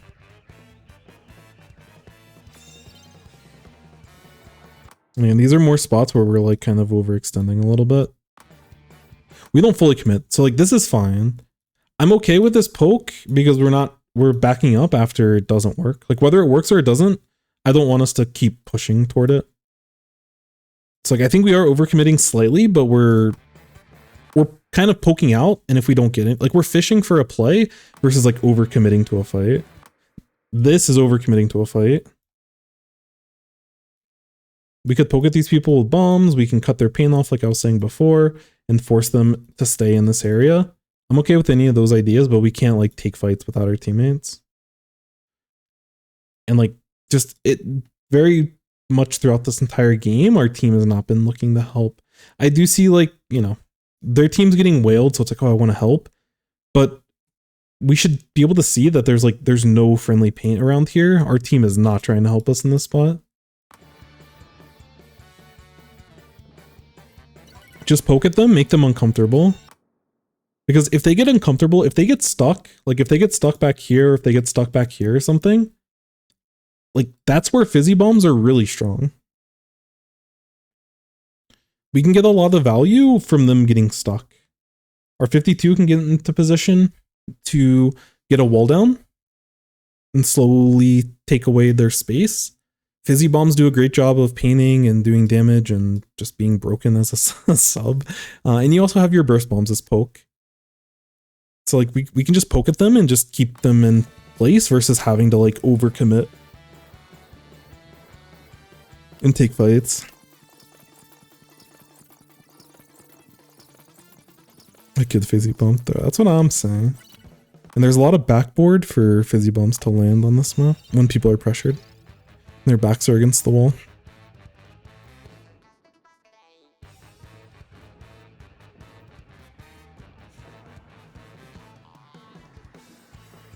Yeah, I think this crab's okay. It's unfortunate we don't get the pick.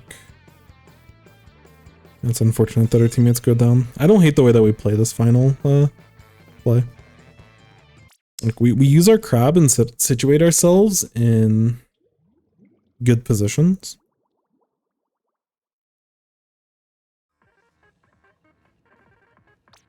Like we're hitting the areas, and it's just unfortunately that this time our teammates didn't capitalize. So I don't think the way that you played crab at the end was really bad. I do think throughout the match we could have got more value out of it, but yeah. And like you can see through these stats, like you had good stats, like you lone wolfed it and you got good stats because you like won your fights.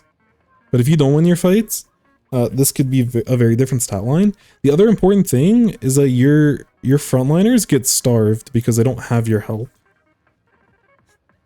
They have to fight. They have to push against a team that has like fizzy bomb. Like they have so many good bombs. They have so much better paint than us. They're going to be struggling a little bit in order to like really be able to do stuff. And granted, this like their stats aren't only your fault. But if you incorporated your crabs to helping them, if you incorporated your positioning to help them, if you didn't overcommit to fights and immediately die, if you stayed alive long enough for them to be able to follow up, then they actually get into the game more. And I think that's the biggest thing that I saw. Like there's a comp that exists where the way you played is perfect. But in terms of your game awareness and team play that you mentioned in your notes, part of your game awareness should be the fact, like you should kind of know where your teammates are. But I understand when you're frontlining, sometimes it's hard to really keep track of everyone because there's like so much in front of you that you have to react to. But if you don't see any other paint around you, that should be a pretty good indication that like you're by yourself. And we go back to identifying our role before the match. And if we are like the support, we don't want to overcommit to these types of plays as like the supporty anchor type of role. Like we can move up and slay when there's opportunities, but yeah. And then team play is getting your teammates engaged with crabs, you know, instead of just trying to take every fight that's in front of you, like be more restrained, like play outside of a range they can strike you from and start shooting at you from. Use your burst bombs to poke at them, use your paint to make them uncomfortable and like stuck. But like your team was doing a good job of getting them stuck, but instead of following up as a team when their positions are compromised, you were just holding forward and taking fights. And that's probably the most crucial thing. It's good to have the confidence to be able to take those fights because over time, like that's what solo queue rewards. And that's will get you, like, if you can win all your fights, you'll probably climb faster. But I know that you play competitive, and I think that we're overly, like, we're almost like the feeder player. And in games where we don't need to be the feeder, we can't play like a feeder. Because that requires us to win every single fight and every single everything. Overall, you know, good game. But those little moments where you are taking a fight on the other side of the map and you don't have the confidence that your team's with you, like don't take the head up fights or don't take a 1v2. I'm okay in certain spots for you to poke at them and then back out, but we need to be very, very quick with that. That has to be a very fluid motion. Like, okay, I'm going for this very specific play. If it works, great. If it doesn't work, I'm still gonna stay alive. That's how we have to approach taking those little like stabs at people. Either we don't take them at all and we just focus on painting, or we take the stab and we make sure that there's no way that we get punished for it. Series matches weren't that great. It happens, it happens. Alright, I think I can do one more. And then we'll probably call it. Yeah, no problem. If you have any questions, definitely let me know. I was really impressed by your mechanics, but yeah, like I said, hopefully you can use those types of clues to be able to help you in your future matches, but you feel like you have, like you're taking the, because whenever people talk about solo queue, they're like, oh, you just have to like win your fights. It's a way to practice your mechanics. If you take that too literally, like I feel like you almost took that like too literally, where it's like, okay, I have to like take every fight. And yeah, that at a certain point, we're going to get punished for that. I don't know at 2370 if we're getting punished for that, but you know, and where I'm at, I'm like mid to high. I'm somewhere between like high 20. Right now I'm a high 2400 or like low 25, but right now I'm high 24. Even at that point, like it's not that much different. I mean, we've been playing, like we've seen each other in matches, so we're effectively the same rank. But at a certain point, if you're ever going to take those types of plays, it has to be a very fluid motion. And that's where if you watch a player like Melon, Chocopero, Kurokuro, or just any top level splash player in Japan, like everything that they do is very fluid. And a lot of times they will go for those aggressive plays, but they're never in position to get picked. They're forward enough to be able to take fights if they're there, but they're not going to overcommit and force themselves to have to win the fight. It's a hard distinction to verbalize, but if you watch their gameplay, you'll kind of see what I'm talking about. All right. I don't know if Chobs is still here. If so, I can save the ping, but if not, I'll go ahead and do that. But this will be the final review for tonight. I'm getting tired and I still need to get some stuff done before the end of the night. So, be better to finish sooner rather than later. Still here? Perfect, perfect. Yo, what's up, Sully? How have the streams been lately, Sully? How's everything been? Might have dinner in the middle. All good. Hopefully it's something delicious. Yeah, Sully has gotten at least one review. I think it might just be one. Very, like a main Squiffer, very strong Squiffer player, and recently has started streaming, so if you would like to watch some higher level Squiffer gameplay, I would definitely recommend giving them a follow. How does this keep happening? Sorry, I'm on Twitter. There's like there are some other people in the Splatoon community, but there's no one else here. Or there's like some crypto thing where they like mass tag a bunch of people. And I don't know why.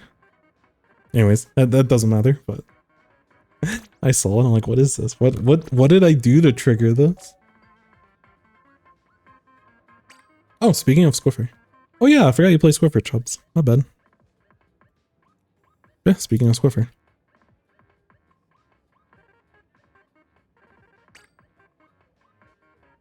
Oh, another Mako zones. It must have been in the rotation when people were submitting. Squiffer. Oops. This was around 20. Oh, so everyone's around 2300. All right. This is a nice kind of spot where everyone's at. Very interesting.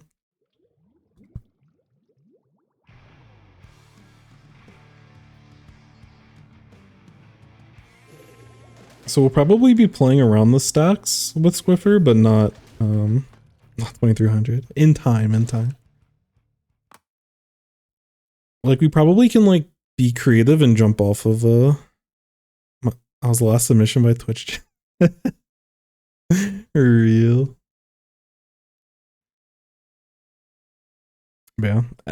So if you have some input, like how are we taking fights as a Swiffer on this map?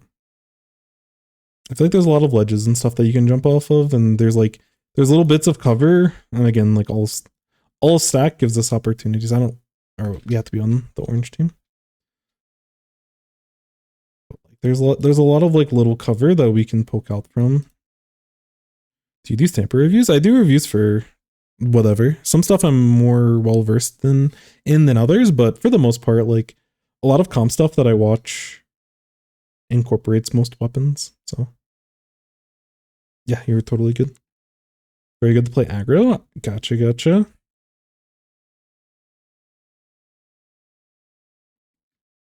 So flanks and aggro. This is an obvious flank route. We might also be able to, I don't know how good it is, but we can also kind of play down here and like have the option to back out if we need to. And we can play these like open lines. But we'll see. I feel like whenever I watch, and maybe this is just my lack of seeing a lot of Squiffer, but I feel like Squiffer just requires a lot of creativity. But in general, we want to be playing around cover is kind of the big thing. Playing against leader, which is going to be a pain, so making sure we're good with our sight lines is really important. Treasures want to eat each other up. Yo, what's up, Spanish Armada? Hello. Both teams have junior Zap Shell. Interesting. We definitely have the more aggressive comp, but we need to be careful and mindful of the leader. Both teams have bubbles, which is very interesting. So yeah, I want us to play around cover, and I want us to be mindful of the E leader. But I think, especially against the shooters, like we should have a lot of opportunities to like safely poke out and take shots. So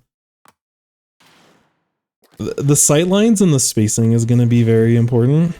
So I'm interested to see how we play.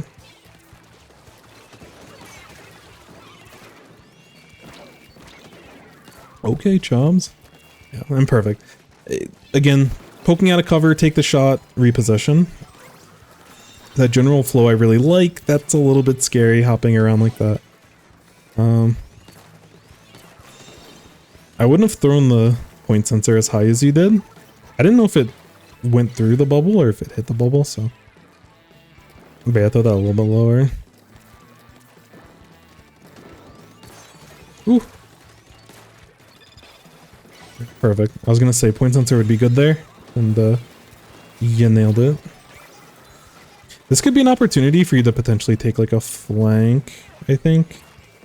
Because right now it's like everyone's kind of situated around mid. I do like bubble to allow your teammates to start getting in. We're gonna let the rest of this play. Yeah, that's tough. That was a good short by them. It's hard to explain. I'm gonna try to figure out why it's the case. But there was an opportunity I would have liked to see us go for a flank. Nice shot. I like us not engaging in this fight. Get that out. So like one of them is down, but they had cooler, so they're probably going to jump back in relatively fast. But I think like right here, I think we look for like an aggressive play because we know one of them jumped out and one of them's coming out of spawn. So I want us to like push over here and either flank all the way around or look to like jump out wide right and look for a play. Yeah, bubbling there is also really good. But I think this is like a small window for us to be able to move forward. But yeah, bubble definitely helps us go for this play safely. I don't like the lack of, you know, us being hesitant. Go to left drop. Left drop's fine too. Like again, all of these like make a lot of sense. But I think both of us are, that's a splatling thing. I think it's not bad either. We just have to be careful about where E leader is. I feel like we have a lot more cover to work around with this right side. Because if E leader's like over here, they have a harder time seeing us, or if they're back here, it's also like kind of awkward for them. But honestly, I think both of them work. They both kind of go toward the same idea where like, I want us to push in from this way, or I want us to like get on top of here, or like push in this way. But I think we take a more aggressive stance, and yeah, like Sully's saying, get incorporate our special. Because if we already had bubble situated, it makes this hammer play so much easier. Because they're focusing on you. And this would be like the perfect kind of sneaky hammer to get a bunch of value while they're trying to shred your bubble. So you can like set up your teammates by being able to do that. What the? Oh no. My something got compromised in something. Because getting a bot spam message on Twitter and then getting the same thing on Twitch does not seem like a coincidence. Anyways, we're gonna keep moving. We move. And again, this isn't bad, but we could have used the bubble offensively, which would have been a way higher value. But in the spot we're at, it's fine. And again, this is a really nice shark from their team. I don't blame you at all in this spot. It's tough. But overall, opening okay. It's just when we have the window to move forward, I really want us to move forward. If you go for our left, you literally need to look away from it. Yeah. And the reason left is hard for Squiffer, it doesn't work well with the range and the map geometry. You can play around pillow. Yeah, I think if you're playing against a bunch of shooters and stuff, I don't think it's too much of a problem. But yeah, against like Stamper, I think you get outranged maybe. But especially against the E-Leader, I'm scared about taking that type of play. Unless there's a very quick play that we're looking forward to. But if we're going to fish for something, if we can take that right side, generally there's just more stuff for us to take cover behind. But it makes sense, like there's times where it makes sense for both. And I think in the spot we were at, I think either is fine.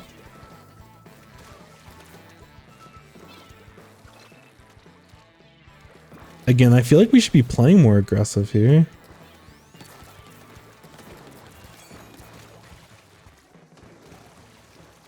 I do like the point sensors that you're getting down, but I feel like we should just be trying to assert ourselves on the right stack. Like when we have bubble and we have a player advantage, I think that should be an indication that we're good to go and start looking to move forward. Oh yeah. Okay.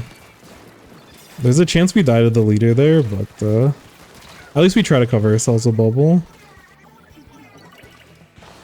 Okay, yeah, we're getting cold feet when there's opportunities for us to move forward, and when we get decent opportunities, I feel like your mechanics have been solid. We just haven't given ourselves many great opportunities because we're hesitant to move forward. But again, all this is good. I like the positioning, I like the spacing, and the ability to quickly get behind cover. Like you're checking all the boxes, but we just haven't moved forward when we could. Close to a bubble.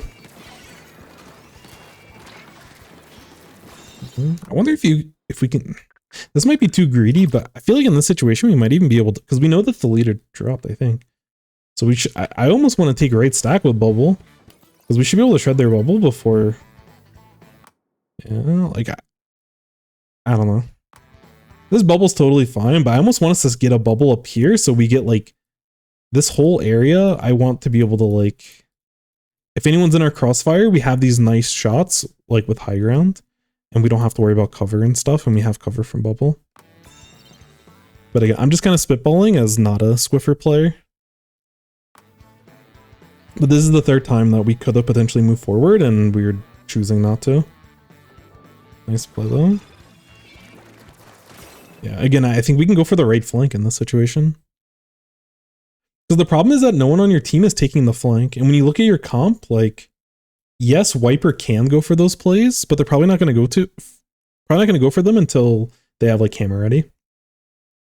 So if there's ever an opportunity for you just to like shark on this, for you to shark on this right side over here, I would say just go for it. You know, like no one on your team has gone for this play yet. And you can potentially like sneak behind and like get a shot on this leader. So I don't know. Again, just some ideas, but I don't like us just sitting back in mid. We're playing we're playing into the fact that their team like has a leader and like they can spit out a lot of paint. We can too, but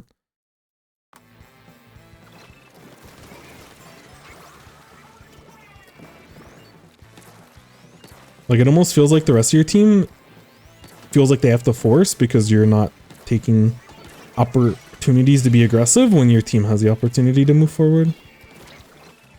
You're very respectful of the leader, which I think is totally fair. This is a scary fight to take. Okay, good jump. Scary jump, but it works out. I'm sure we're running.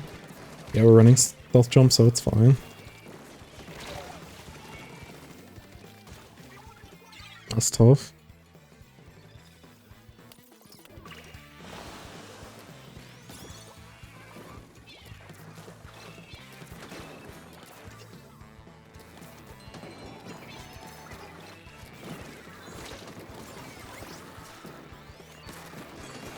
Oh.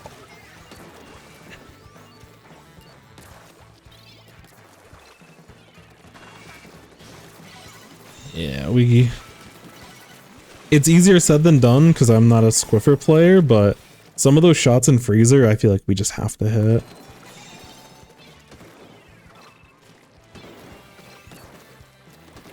I like that you're putting yourself into a position to be able to get those shots, but... Equal. Wait, does it make it harder to aim, or just getting picks don't give you as much of a reward?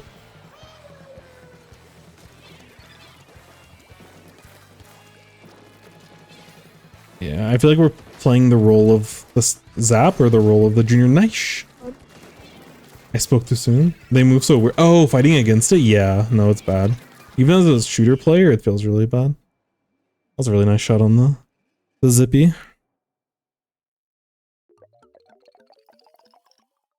But yeah, this was a good game, but we didn't take space when we could have taken space. That's probably the biggest thing.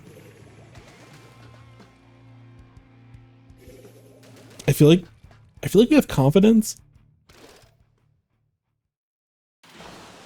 I feel like we have confidence in our Squiffer, but I don't know if it's a confidence issue. I think it's a lack of... I feel like you just don't play this aggressive style as much as you could be. And you're probably just uncomfortable of like where to position, what angles to look for, what type of play do I look for. Like I think you just need more reps to be that aggressive player. What's the build? I think it's like Stealth or Thermalink. LDE Thermalink and Stealth Jump. Which I don't know what to say about that. Yeah, I definitely agree. Han. Oh yeah, that was why did I think it was Thermalink? Yeah, Han. I never use any of them, so I always forget. Alright.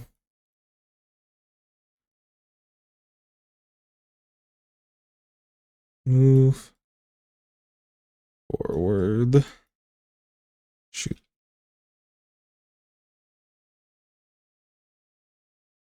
So we want to move forward.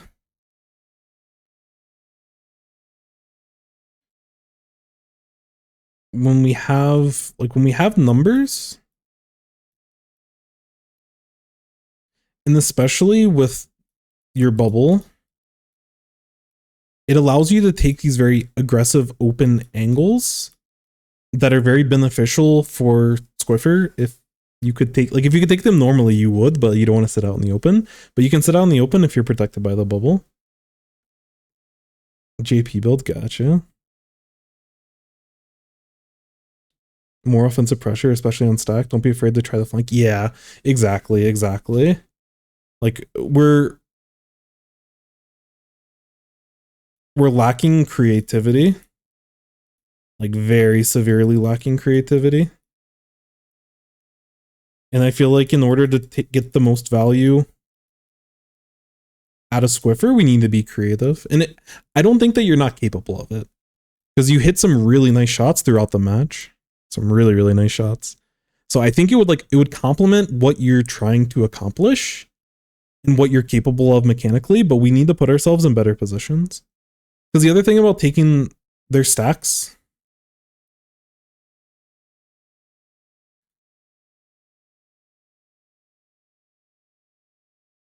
in taking the flanks, especially, is that it opens us up to where, because every fight that we take, if we're sitting central and we're sitting out in the open, they're generally going to be reacting to us. Except for some of these like very clever shots where we're able to hit this person here while kind of slithering our way onto the stack. But like every time that we have to take fights, like we're having to deal with them like strafing and stuff, which is going to make things really tough. Squiffy is mobile. That's the most annoying thing to me when I'm fighting them. Yeah, for sure, for sure. And yeah, on this map, I think this flank is definitely a go-to. And there were spots where like you had two down. I'll try to get to the point, but like their leader was sitting here and you were like in this kind of position and you end up backing up and just letting them take the space for free instead of going for these types of flank plays. Or you could play, you could play here or play up here. And like, if someone drops down, you can potentially go for a play. There's a lot of things that we can pressure that I want us to be a little bit more active on. Yo, what's up, Bab? I'm about to end stream in a little bit, so it's going to be a headbandless stream. But how did your scrims go? How did games go? Yeah, like in this kind of situation, I think it's fine. But the way that you play, it's like, you might as well have just played like a shooter. You might as well have just played like a second zap or a splash or something if you're not going to be willing to move forward in these situations. You're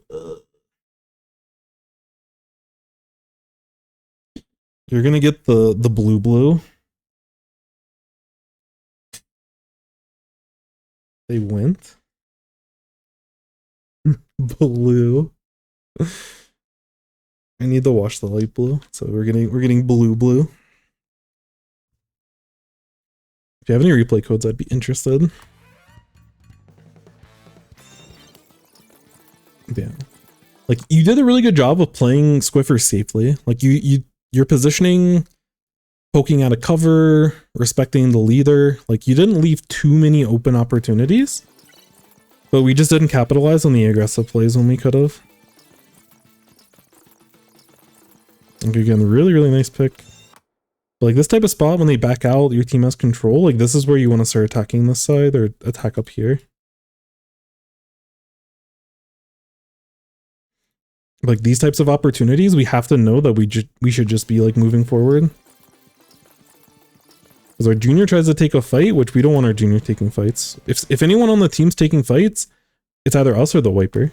We don't want the junior to feel pressured to like have to take a fight in these situations.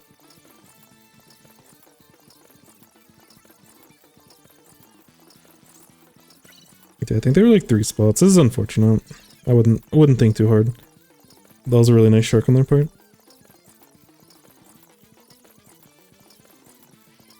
Yeah, I really like the point sensors like throughout the match. It was very good. And again, y'all get picks.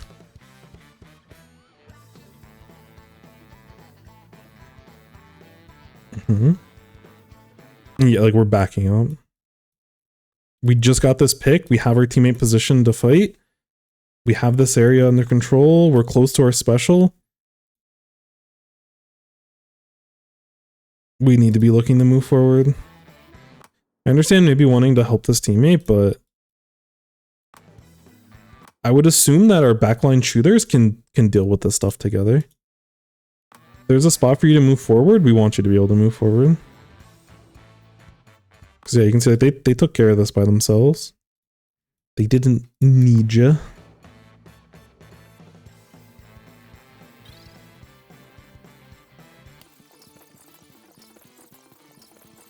Blue to match the ink. That's actually true. That's actually true. I think there's like one more spot in this game if I'm not mistaken. Maybe I'm wrong.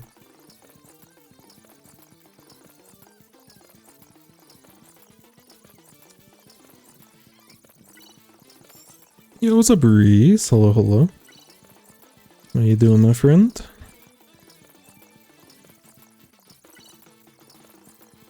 Yeah, it's like we get the pick, and it's just like we're structuring ourselves very defensively instead of taking more space. Yeah, no worries. I think that's the biggest thing, honestly. We need to break out of our comfort zone when it comes to this stuff. Yeah, I think that's honestly, that's basically it. I think once you start going for these forward plays, there's going to be new problems because again, I feel like you're not taking these types of plays because you feel uncomfortable doing them. Yeah, like your stats make a lot of sense, but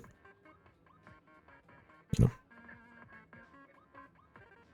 Yeah, stats are hard to get too much value from this game. Like generally you play this game very well, but we just didn't move forward when we could have.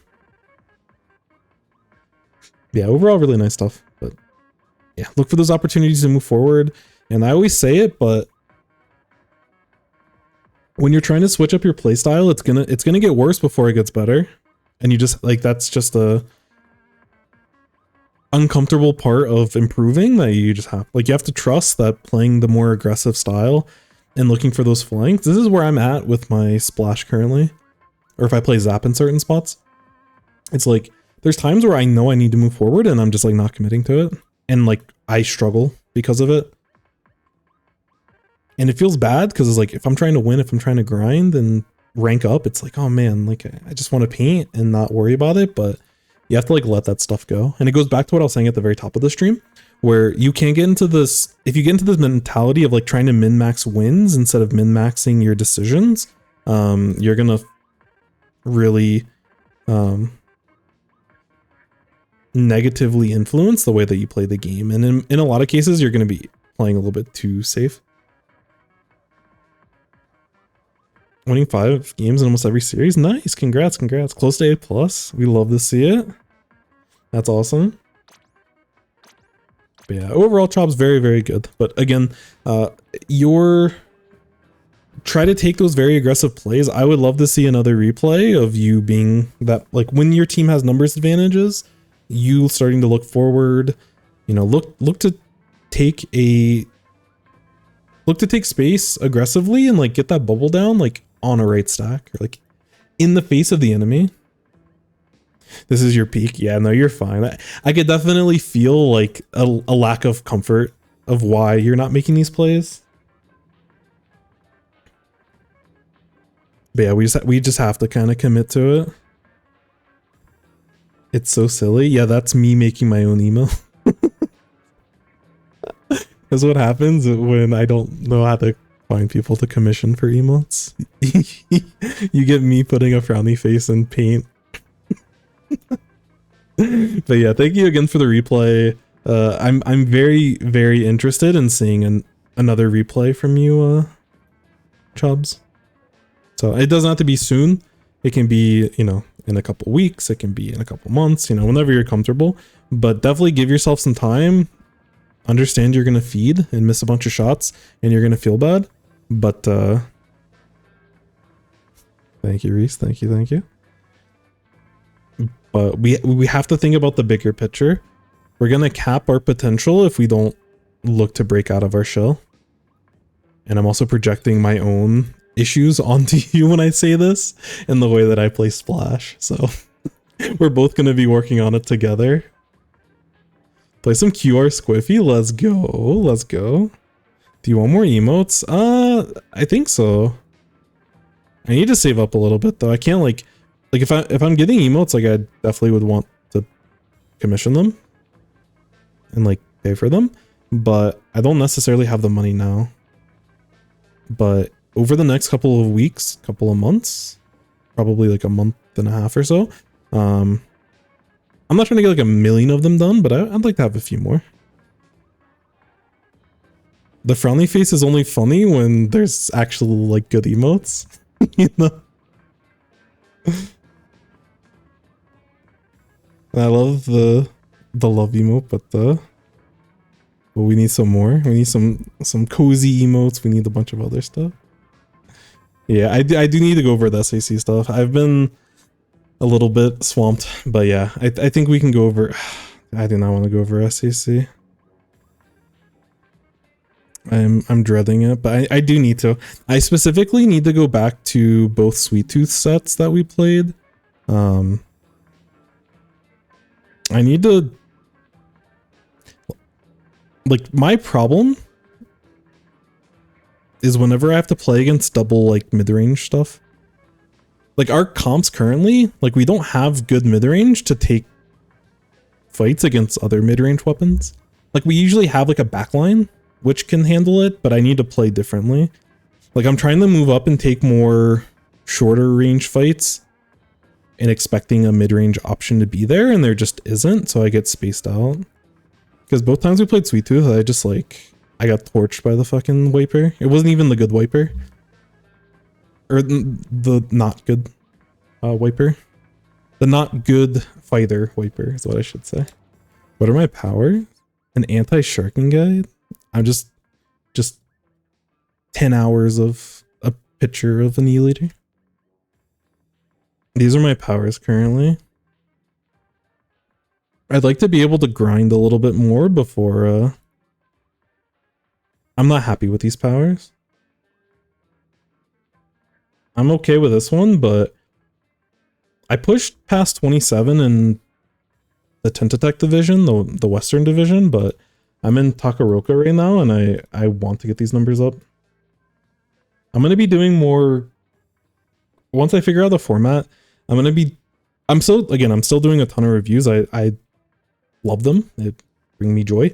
But I do want to get some more like gaming and grinding. So we're going to be doing more gaming and grinding because I really want, like, my ideal goal is to get to 3K at some point, but at the very least, I want to be able to contest. Like right now, when I play against like top 500 players, some of the top 500 players for like Clan Blitz and Rainmaker, are, like, no offense to them, but they're like, it's not like super high level. But whenever I'm playing zones, I'm just like, it's tough. And in order for me to continue to improve, I need to, exactly what I'm saying with Chobs on their Squiffer play is exactly what I need to say on my shooter play. I need to be okay with taking risk, and I have to get better at my mechanics to actually like act on them. My max is 1900. Is that decent? Everything is contextual. There's no good rank. There's no bad rank. There is. Let's swap powers. I would say with 1900, it's like, that feels average. I think the average number is probably lower. You're probably slightly higher than average with the way the X rank is currently set up. Because in Splatoon 2, it's like if you got under 2K for too long, I think it's like if you got under 1900, you get like booted out. They don't really have that safeguard here. So I think like, okay, if you think about it in terms of the Splatoon population as a whole, you're really good at this game at 1900 X power. You know, if you think about X rank as a whole, you're probably slightly higher than average. I don't have the numbers to back that up, but I think you are. But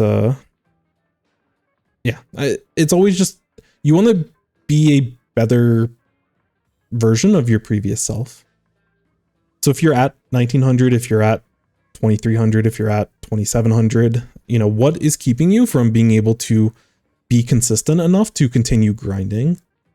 That's the way that I think of it. Also, welcome in Asa Clubs. I saw your message before. I don't know if I said hello. I said it in my head. I don't know if I said it out loud, but welcome in, welcome in. Isn't the average 17, 18? It's something like that. It's yeah, exactly. I don't know the exact number. So like for the first season, someone posted it somewhere, but I couldn't be bothered to find it. Fell asleep. Let's go.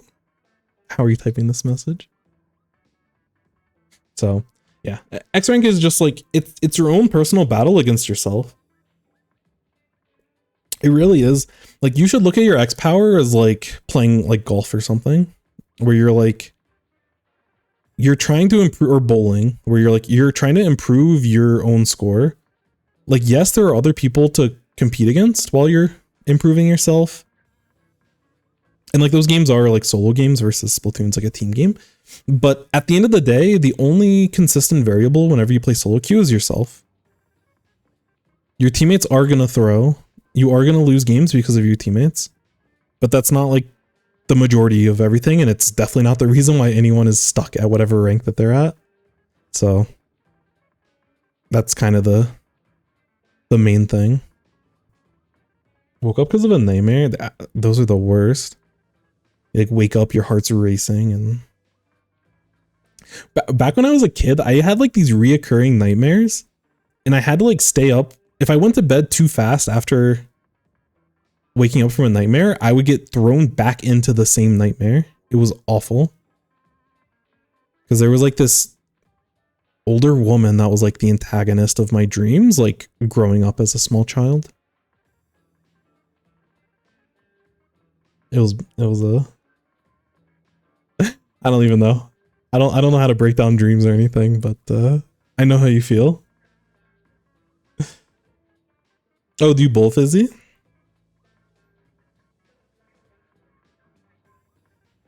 I have a soft spot for bowling. I'm not good at it, but my best game is a 210. My average is probably way lower. My average is probably like 130 to 140. Probably closer to 130. I don't bowl often. If I bowled regularly, it'd probably be like 140, 150, but I barely ever do it and I don't have like my own stuff. So it's probably closer to like 120, 130. But yeah, anyways, yeah, that's all I got tonight. I don't know how burnt out I am going to be tomorrow, so I don't know if I'm going to be streaming, but I will be streaming this weekend. And yeah, so hopefully we can I want to boost these X powers up. Like I said, I really want to get to the point where I can stay consistently at like low 2600 at the least. But I want to, like, at some point I would like to get 3K, but there's a lot that I need to do in the meantime. I'm a lucid dreamer, holy. I haven't gone bowling in a long time. I used to when I was younger. My grandpa played a lot in a lot of tournaments, had a lot of trophies and fancy ball. Did we live the same childhood, Fizzy? Are you me? I had a Scooby-Doo ball back in the day. Man, bowling's kind of sick. Legit twinsies. Yeah, we're gonna raid Cherry. Cherry came through before. Cherry's kind of recently been dipping their toes into competitive. You know, trying to learn the game, trying to improve. Very much a Nintendo gamer, but also, like I said, trying to get more into the competitive Splatoon scene. I think they recently said they're gonna be playing like V-Shot or T-Tech, so I would imagine they're probably, yeah, looks like they're on V-Shot right now. But very chill, very personable. Probably can keep a conversation better than I can. But has been doing a lot of like random commentary and stuff in the community and like attending LANs and stuff. So they're slowly becoming more and more in the competitive community. So I'm sure if you're in the competitive scene, you'll probably see their name more and more. So definitely show them some love. If you enjoy YouTube content, they have funnier content has been kind of the recent thing. So it's very lighthearted and just very fun. They're nice, like short and sweet videos that I've seen from them recently. And it's just, you know, it's a nice break from the day. So nothing but nice things to say about Cherry. But anyways, we'll go and raid them. I will catch you all hopefully tomorrow. If not, definitely Saturday evening.